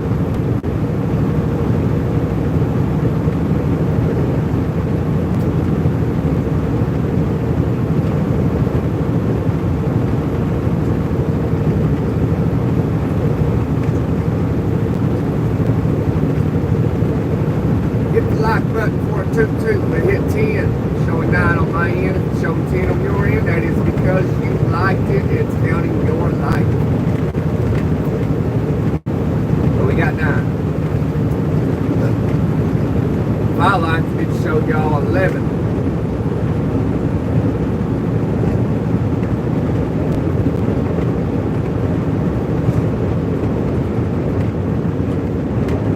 But I'm not able to like my own video.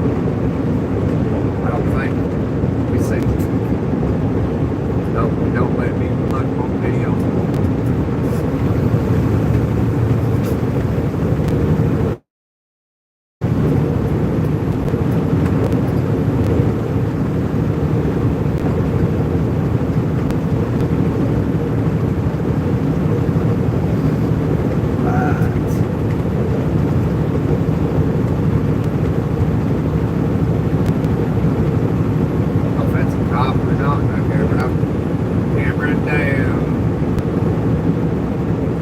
Stop sign, speed limit. No copper is going to slow me down.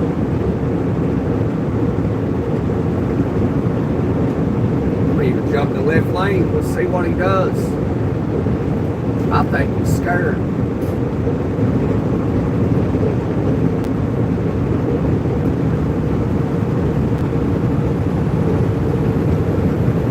I think he just don't want to bother nobody.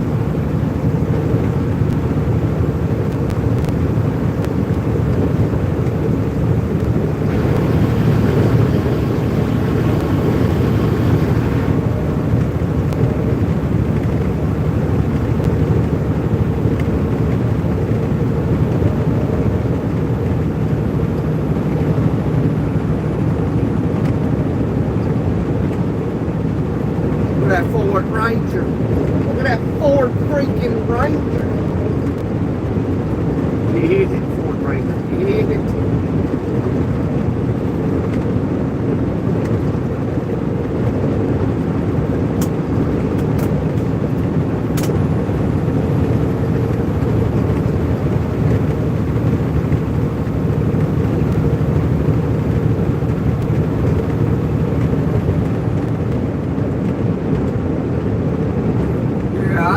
everybody when I heard about the hurricane. I said, I bet it turns back out to sea, and that's what they're projecting happens. I got a relative over in Myrtle Beach right now on vacation. They're still there.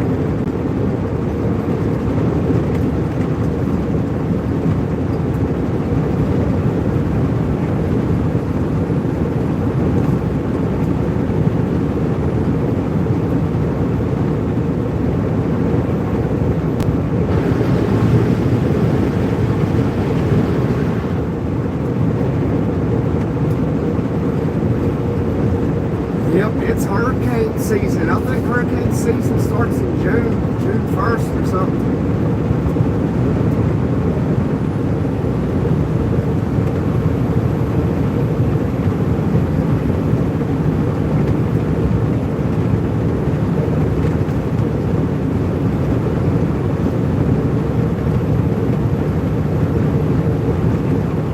Yeah, we about to come in Cincinnati.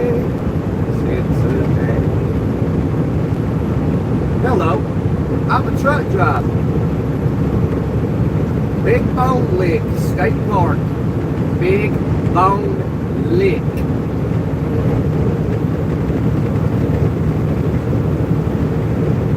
Get your bone licked at Big Bone Lick State Park.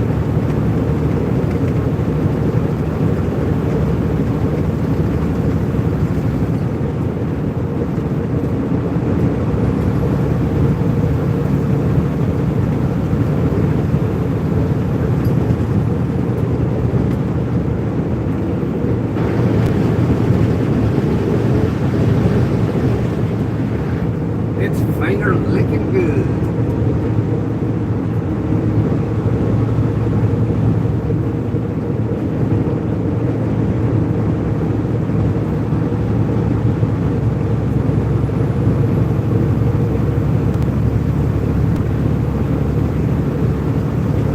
Yep, there'll be a hurricane probably hit sometime in October, late September, mid-October.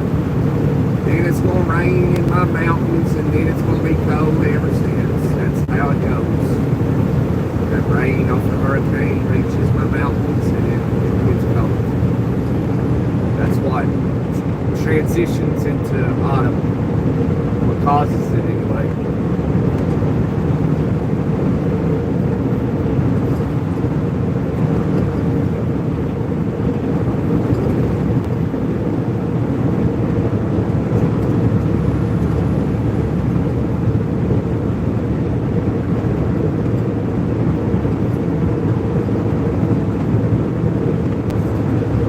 Yes, sir. I ate a pizza. I bought a large pepperoni pizza from Casey's. Me and the old lady ate on it. She dropped me off at the truck. We ate in the parking lot. And then we hung out for about an hour.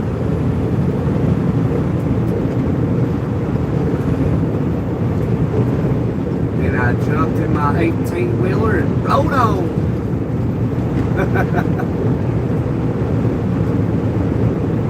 Roll on, Pappy, roll on, Daddy, roll on, Daddy, till you get back home.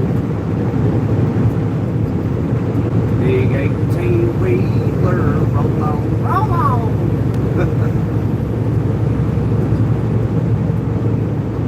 They messed with fuel. They're testing the fuel in that. I know exactly what they're doing.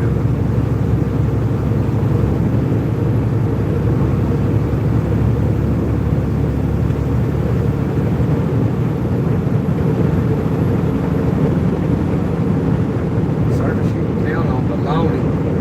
That's a load of bologna. I know it is. I've worked with that company before back in the day.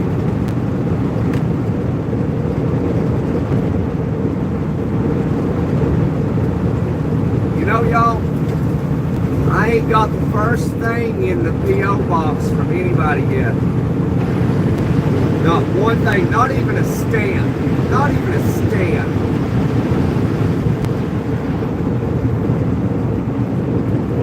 How about ice cream? I didn't get no ice cream, Steve.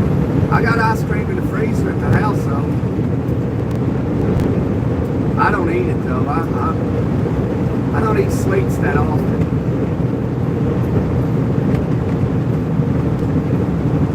Last time I ate ice cream was probably back in late June or early July. We went to Dairy Queen, got the kids some ice cream, and me and the old lady shared a banana split. And I gotta say, the banana split at Dairy Queen was pretty good. That's the first one I've had in like 25 years.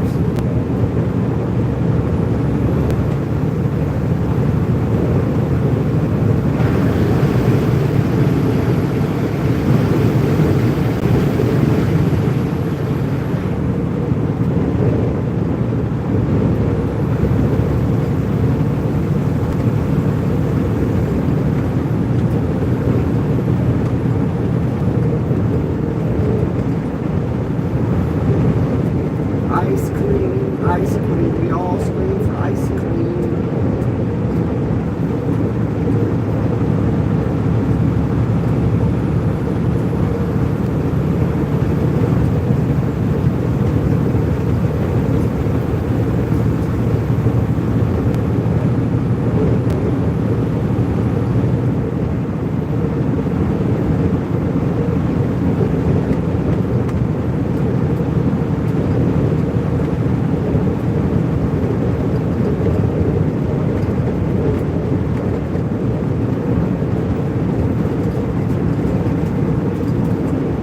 I'll take a root beer float. That sounds pretty good right now.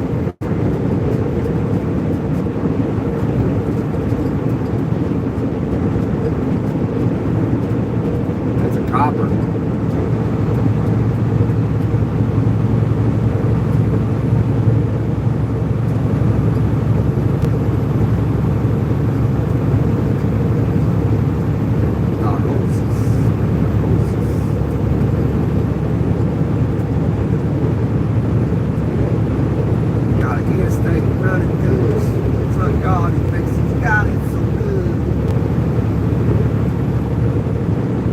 Probably about 4 hours, Wayne. About to cross into Ohio. I don't remember how long it takes to get across Ohio, though, but probably about 3.5, 4 hours, something like that. I'll probably be where I gotta be about 8 o'clock tonight. And then I'm gonna go to bed. Then I'm gonna get up at about 5:30. In the morning, and then I'm back into the dock door, and I'm gonna get unloaded, and then I'm gonna hightail it back to the house. Yes, sir. I'm ready to go home, man. I just left the house. I'm already ready to be back home. It sucks. But I do it for you all, otherwise I'd be back in the factory by now going home every day.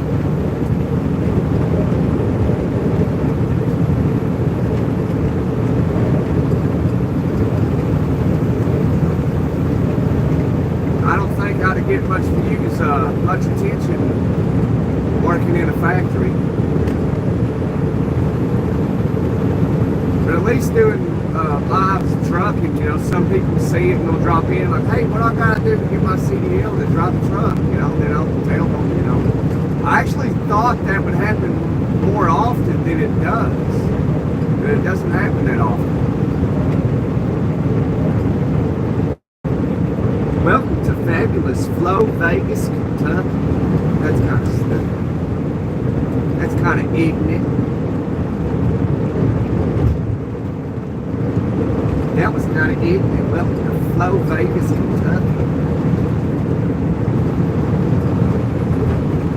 That is ignorant. Red Lobster. I used to love one Red Lobster.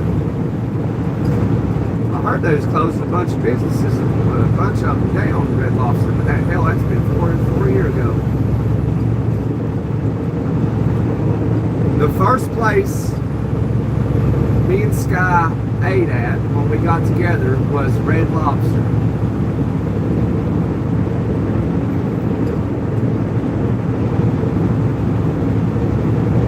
That's the first place we ate at.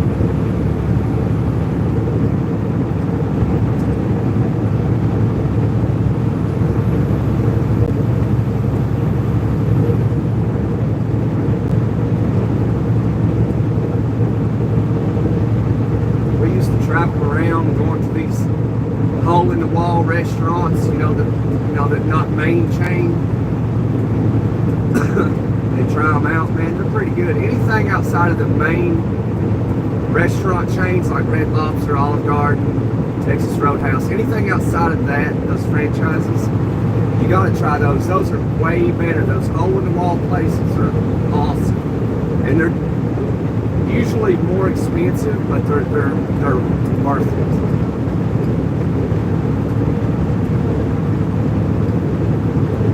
They're so worth it.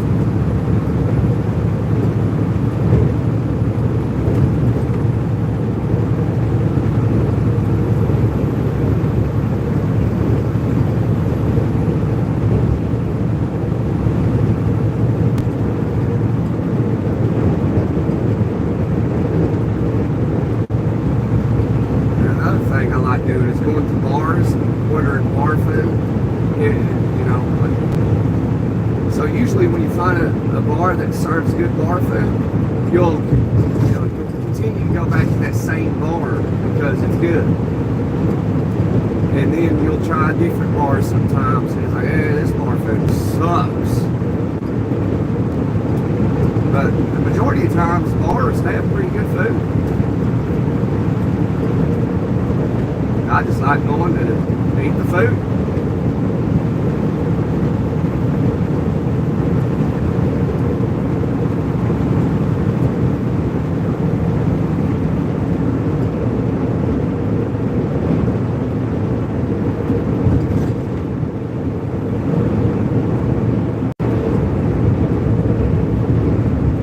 Yeah, you're right, Dwayne, we can't.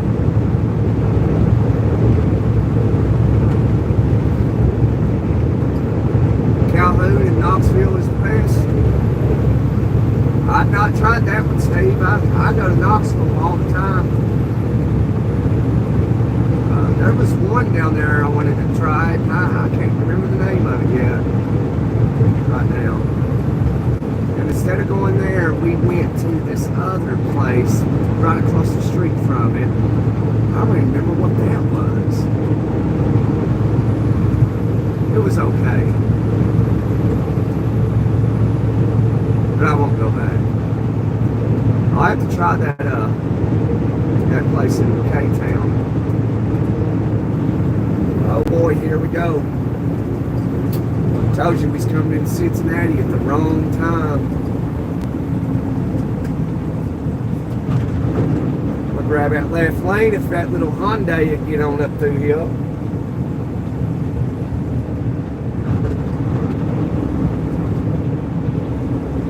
Well, I was going to. I'll just sit right here.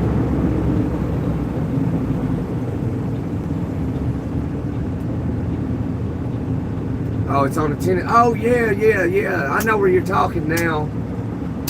Yeah, it's over on UT campus on the Tennessee River. I may have ate that before.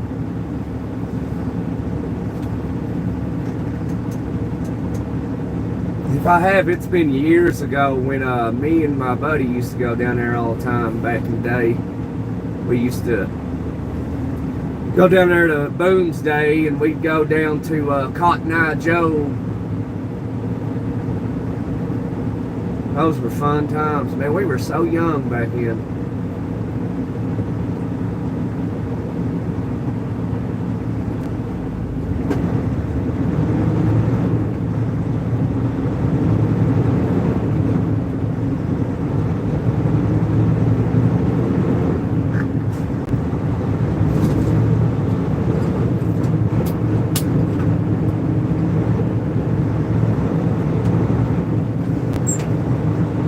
That Knoxville's got to be one of the more boring cities in the country.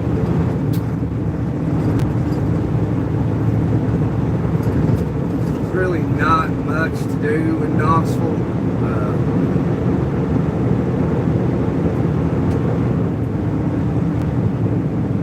and it's a money city. Like everything in the city is expensive. And like you know anything about East Tennessee, that there's not a lot of money in East Tennessee. But everything's expensive. I go to Westtown Mall.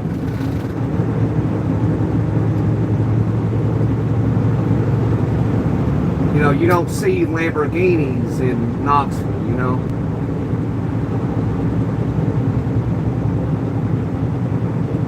The Cotton Eye Joe, yeah, it's not too far from the truck stop. It's right there off I-40, there in West K-Town. We used to go there back in the day, a bunch of times. Used to be a fun place, man. That's where a lot of people would go before they get famous, and they'd play their music, like Florida Georgia Line. They played there before they got famous. A bunch of other folks. And there's a bar on both ends of the Cotton Eye Joe, and it's a pretty fun place, man. It's a pretty fun bar. I like it. I ain't been there in a long time, though. Yeah, you know, you've probably been there. I got you. Where did you come from? Where did you go? Where did you come from, Cotton Eye Joe?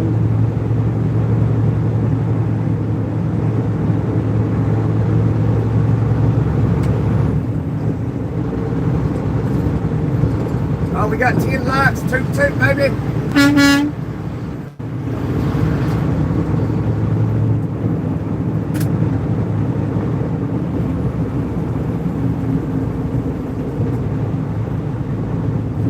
Cotton Eye Joe.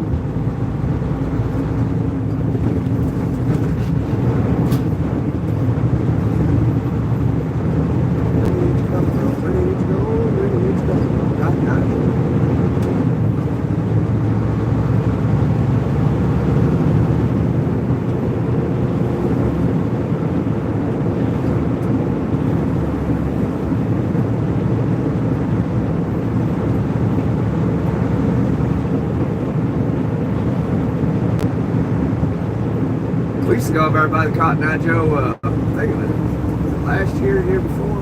We used to take the kids over there to that, what do you call that, Sky Zone. We go in there and they got a little bunch of trampolines all over the place, little swings they can swing on and drop into this foam pit. It's pretty cool. Kids love it.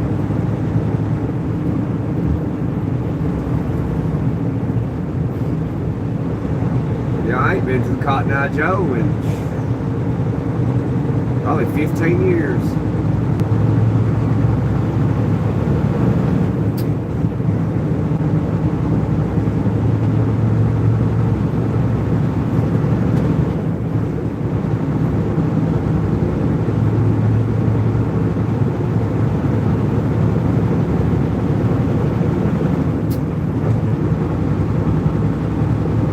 I used to walk around the Cotton Eye Joe with a beer in both hands.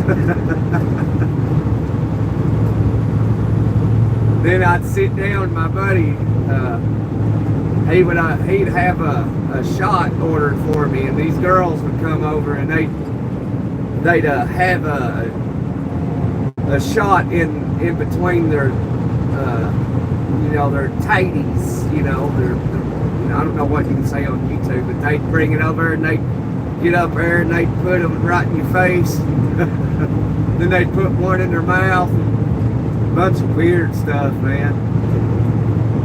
It was good times though back in the day. You couldn't sit down because those girls, my friend would always, if you sat down, he'd have it set up already. When he sits down, you go over and do it, and then all of a sudden you get surrounded by women, and I don't know why he'd do that. I can't ask him today. He's not here with us no more.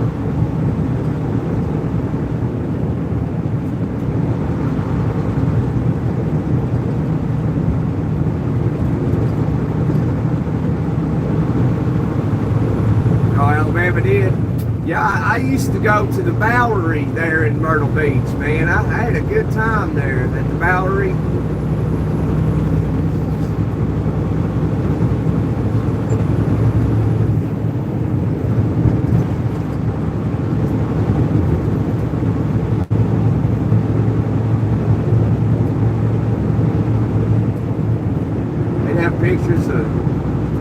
of famous people in there and all kinds of stuff signed. And yes, we're over the years, famous folks come in there and play or hang out and stuff.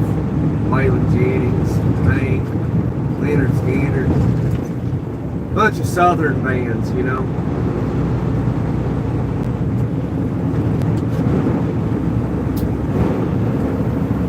Spend my dollar, parked in a holler, neath the mountains of the lights. It's my life, oh so right, my Dixieland delights.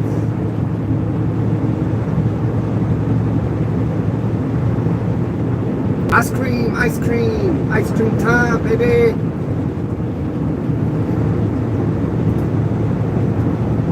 Yeah, here's downtown Cincinnati. Yes, sir, baby. Come on. Almost 3 o'clock, man. City's gonna be busy. Come on, Jake, pass so I can jump over. I need to be in that left lane. Oh man. Yeah, I know that Dodge ain't gonna let me in there. He's too good.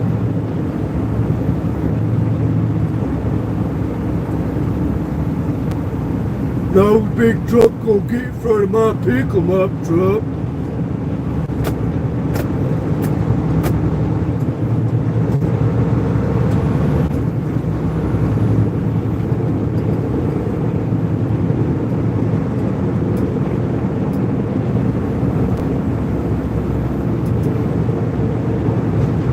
Steve gets that old, what do you call it, Rocky Road.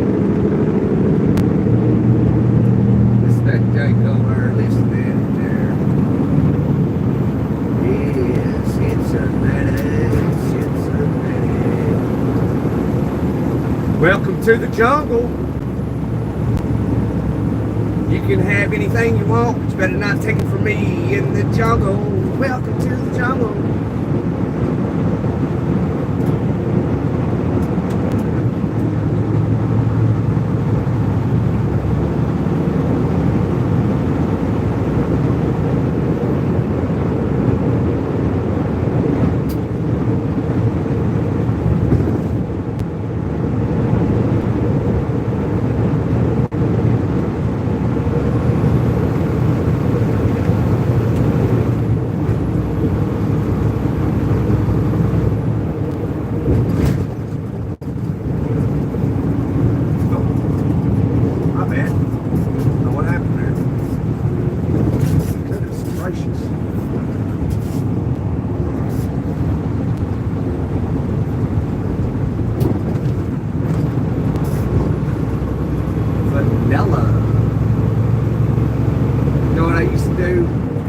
I used to take a glass of milk and with some vanilla extract, and I'd drop about 2 or 3 drops of vanilla extract in that milk, swirl it around. It used to taste pretty good.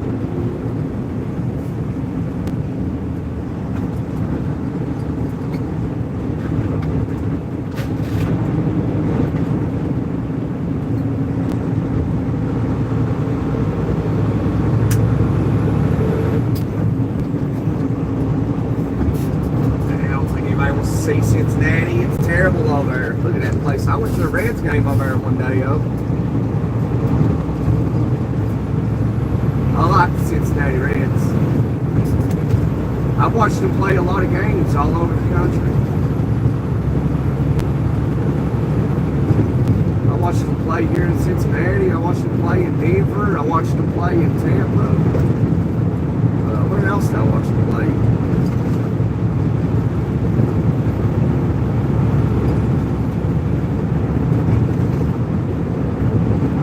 Ohio River. There's Bengal Stadium. Bengal Tigers.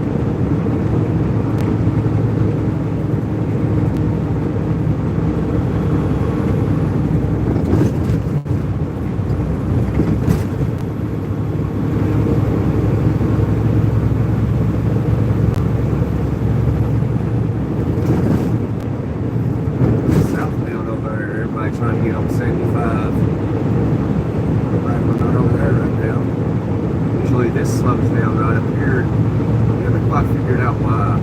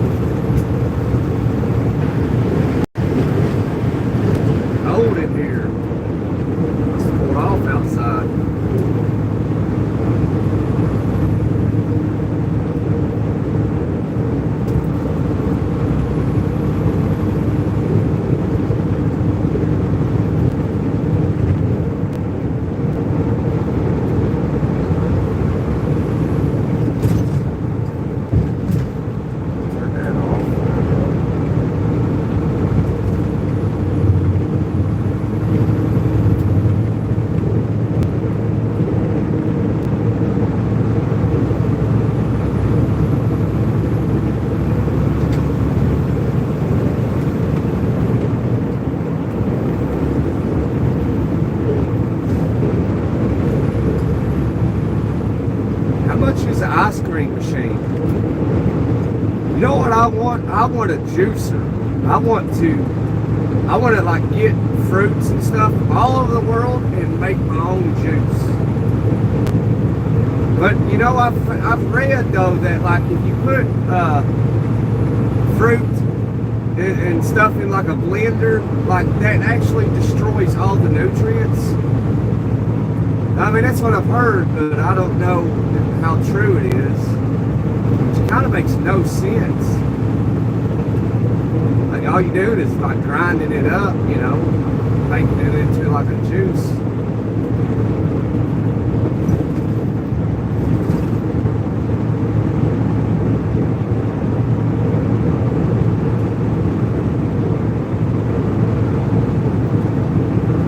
But man, some of those quality juicers are like $500.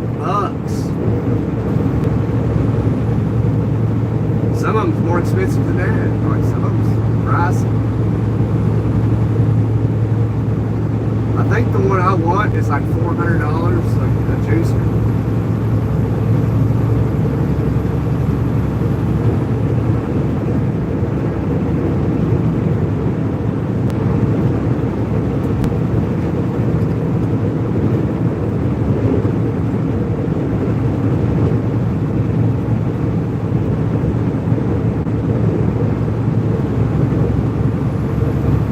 New York.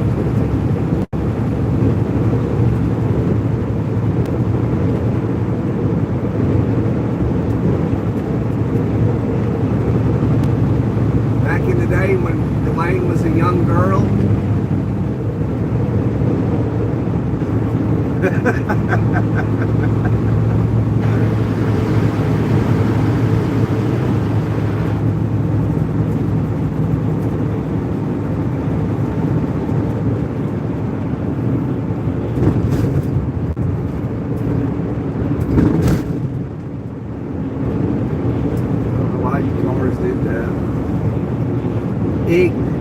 Ignorant cause.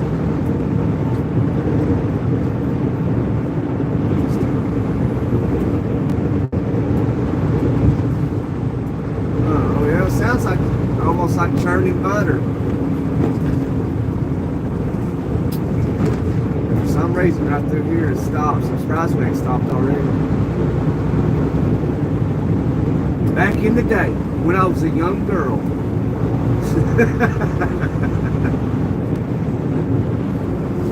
Yeah, for some reason it stops right here, and I've never quite figured out why it does this.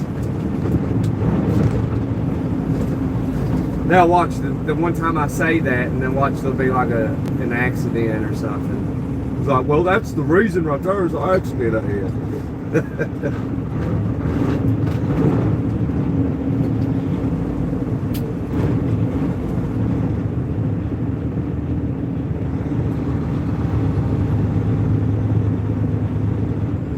Wow, dude, wow.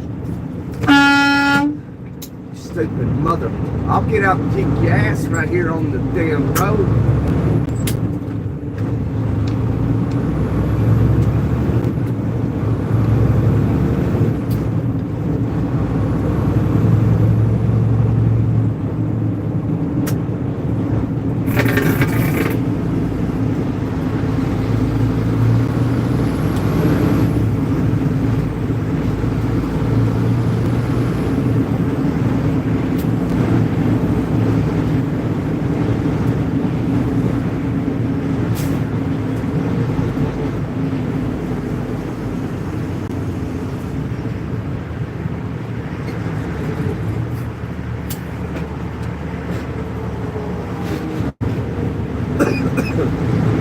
I've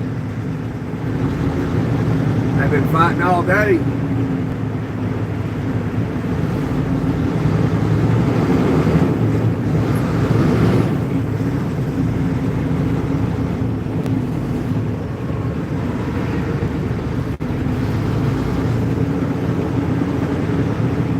I've been fighting ignorant people all day. Ignorant people all day. Ignorant.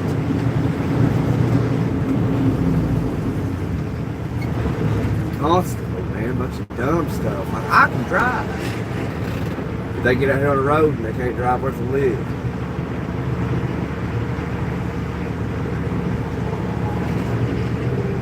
Yeah. Yeah, you're always fighting autocorrect, Blaine. That's that iPhone for you. It thinks it can predict what you're trying to say, and it's always wrong.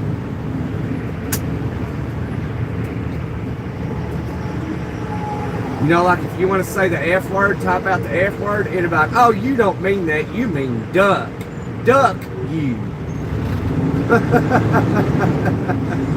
That's what he means. He means duck you.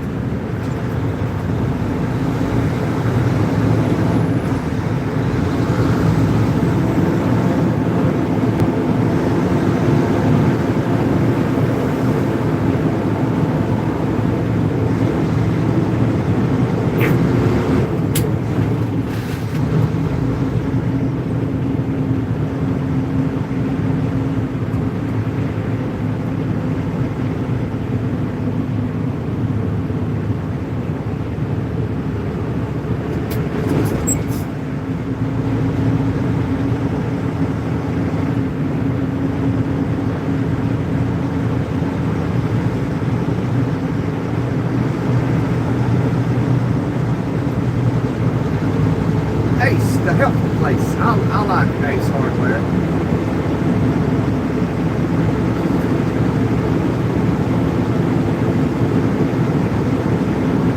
The old timer that owns the Ace Hardware in my town, man, he's a good dude. Everything I buy in there, he'll give me a discount on it. Just like at Advanced Auto Parts, I go in there and they'll be like, I went in there this past weekend to Advanced Auto Parts. I was looking for a headlight. I needed a headlight, and I was looking for one, and just wouldn't you know it, they didn't sell just one. You had to buy a 2-pack. And every other headlight, they sold a single headlight. And the one particular one that I needed only sold 2. And it was $30. And I was like, are you kidding me? And that guy's like, hey man, don't worry about it, I'll give you a discount. I'm like, all right. So they gave me a discount. I paid $20.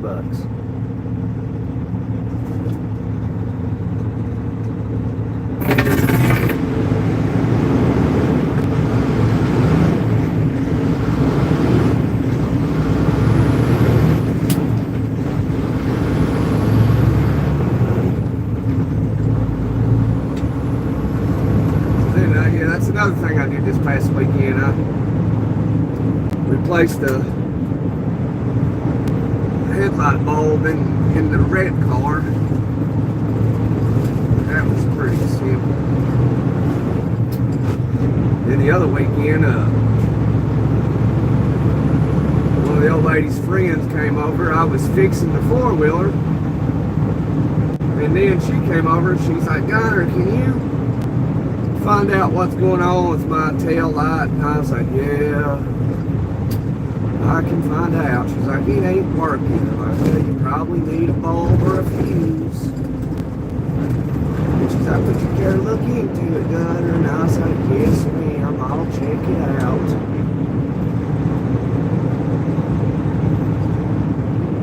So I replaced her bulb and her tail light.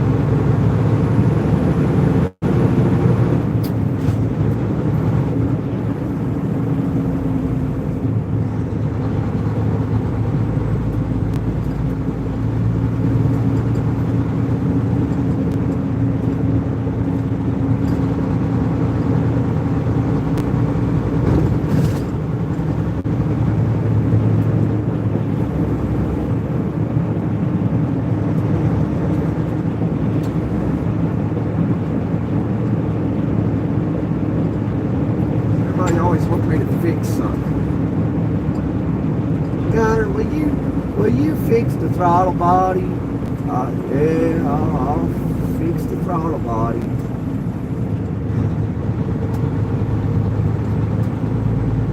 Gunner, will you change my turn signal? It's broken. Yeah, I'll fix it too.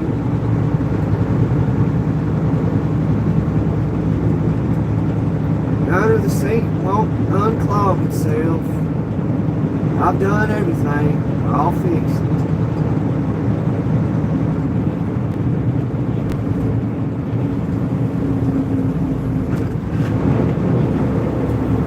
Oh, the knob on the shower's broken. I can't get to stay on. Gunner, will you do something about that? I'll tighten it up.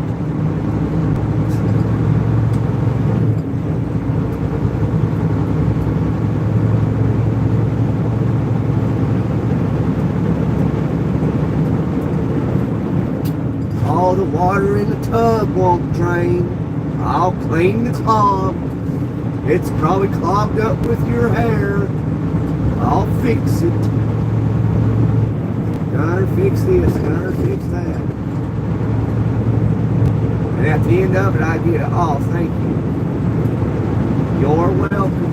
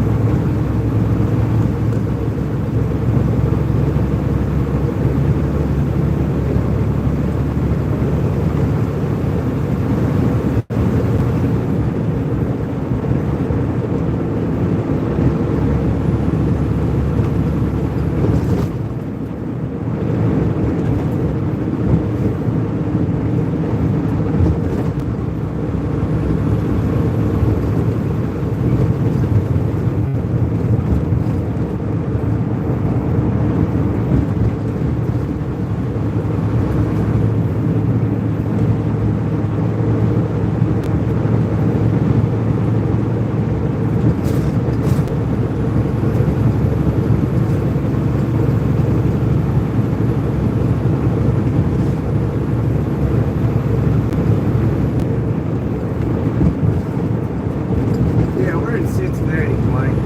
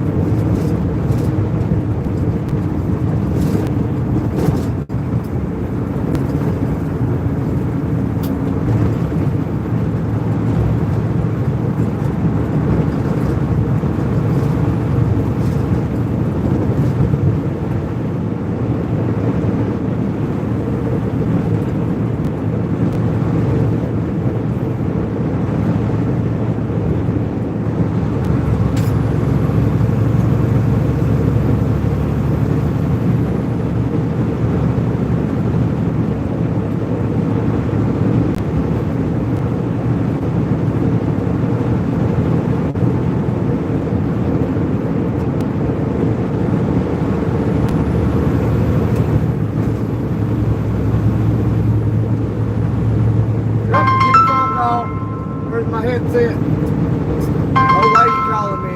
Yay!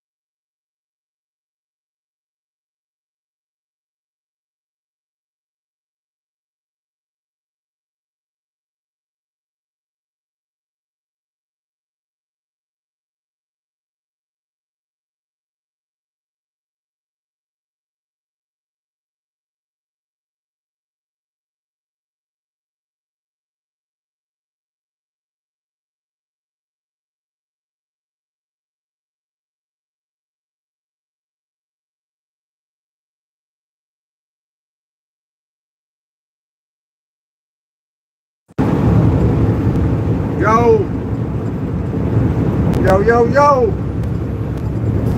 Ray was in the house. He said he could hear me. I was on the telly. I was on the telephone.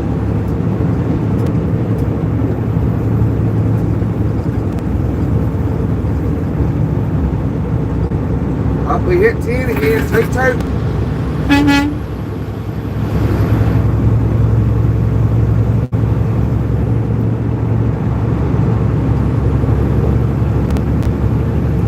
He heard me being on the phone. Was y'all able to hear the conversation? That was cool and good.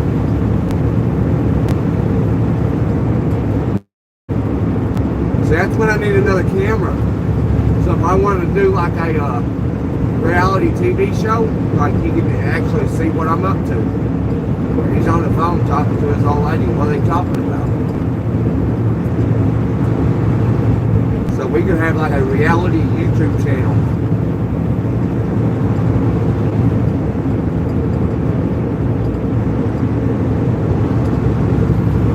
Somebody be like, oh, that's cool, let's do YouTube, and he's doing this, and they're discussing this idea. See what comes into fruition. Motherfucker driving a truck, eating pizza.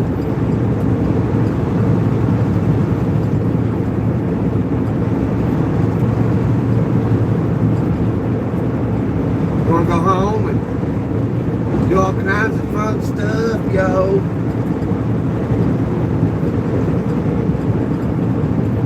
The excavator of ours paint.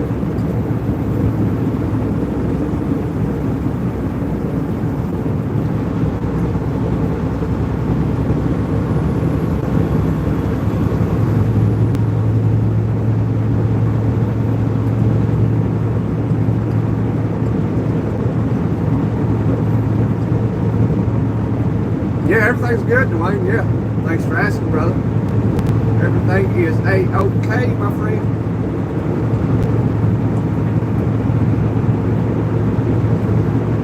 Old lady and the kids just now at school. We're all home now and we'll do homework and stuff.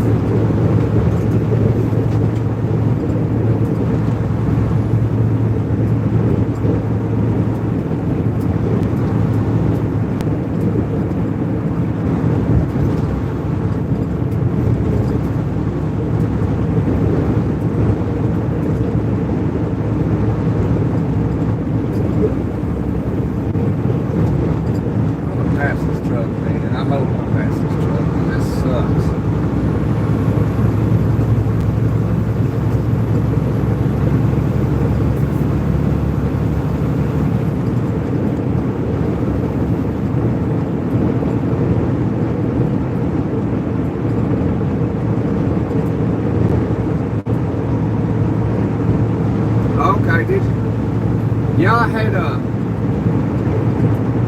I had thought about that this past weekend, Dwayne, and man, it was such a busy weekend.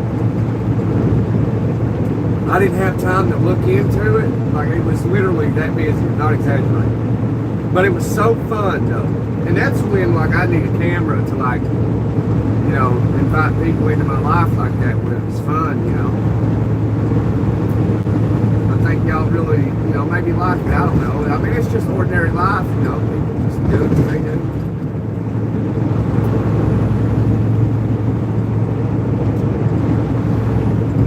I guess it would kind of be like, you feel like if you was able to see it,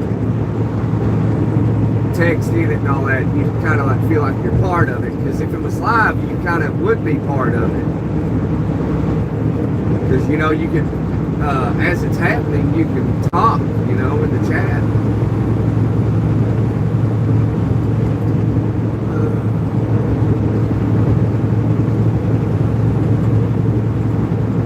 So it'd be almost as if y'all were there.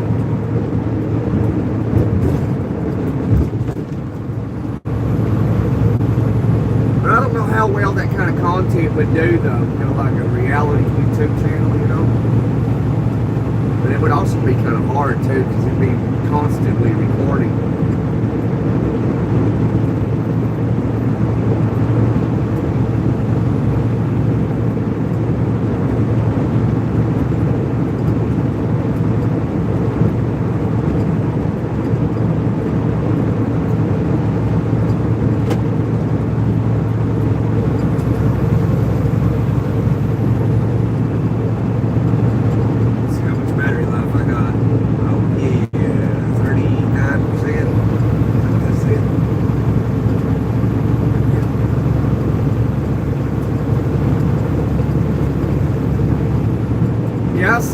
was able to read a little bit of that text. I wasn't able to read it all, though.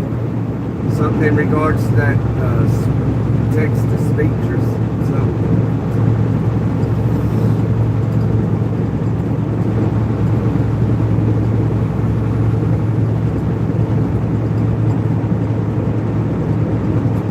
Clean that lens on the camera. It looks a little foggy.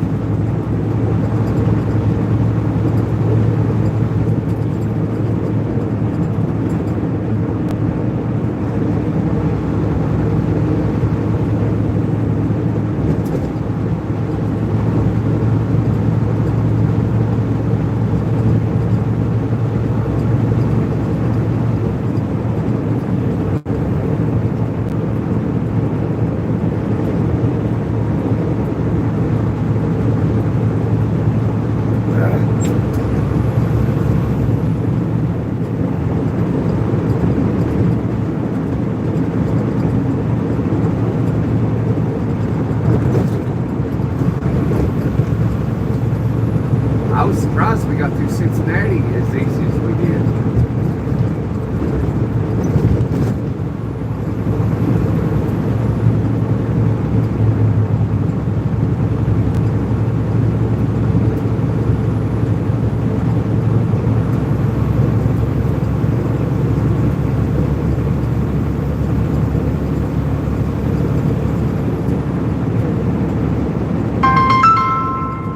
Getting a phone call. Hell, it's getting busy.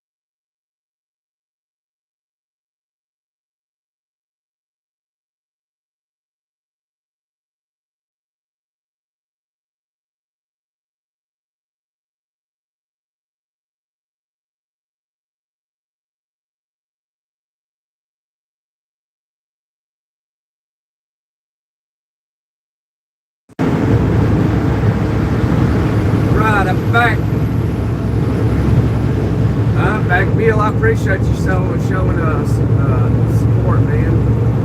Appreciate that, brother.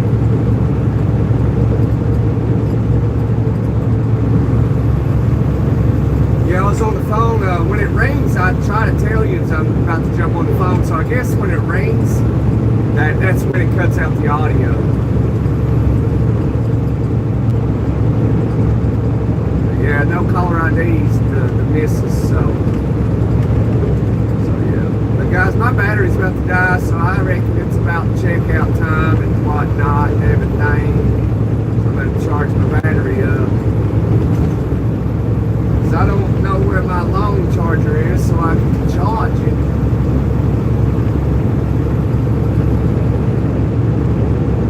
But we've been doing this for over 3 hours now. That's pretty amazing. Pretty amazing. We're trying to get those watch hours. We're doing good. Y'all keep supporting. Keep being there for me. I'll be there for you all. We're good friends and family here. So I appreciate you guys, and I might do another one here in a little bit after I charge this phone up and go from there. But until then, it's checkout time. God bless you. Jesus is King.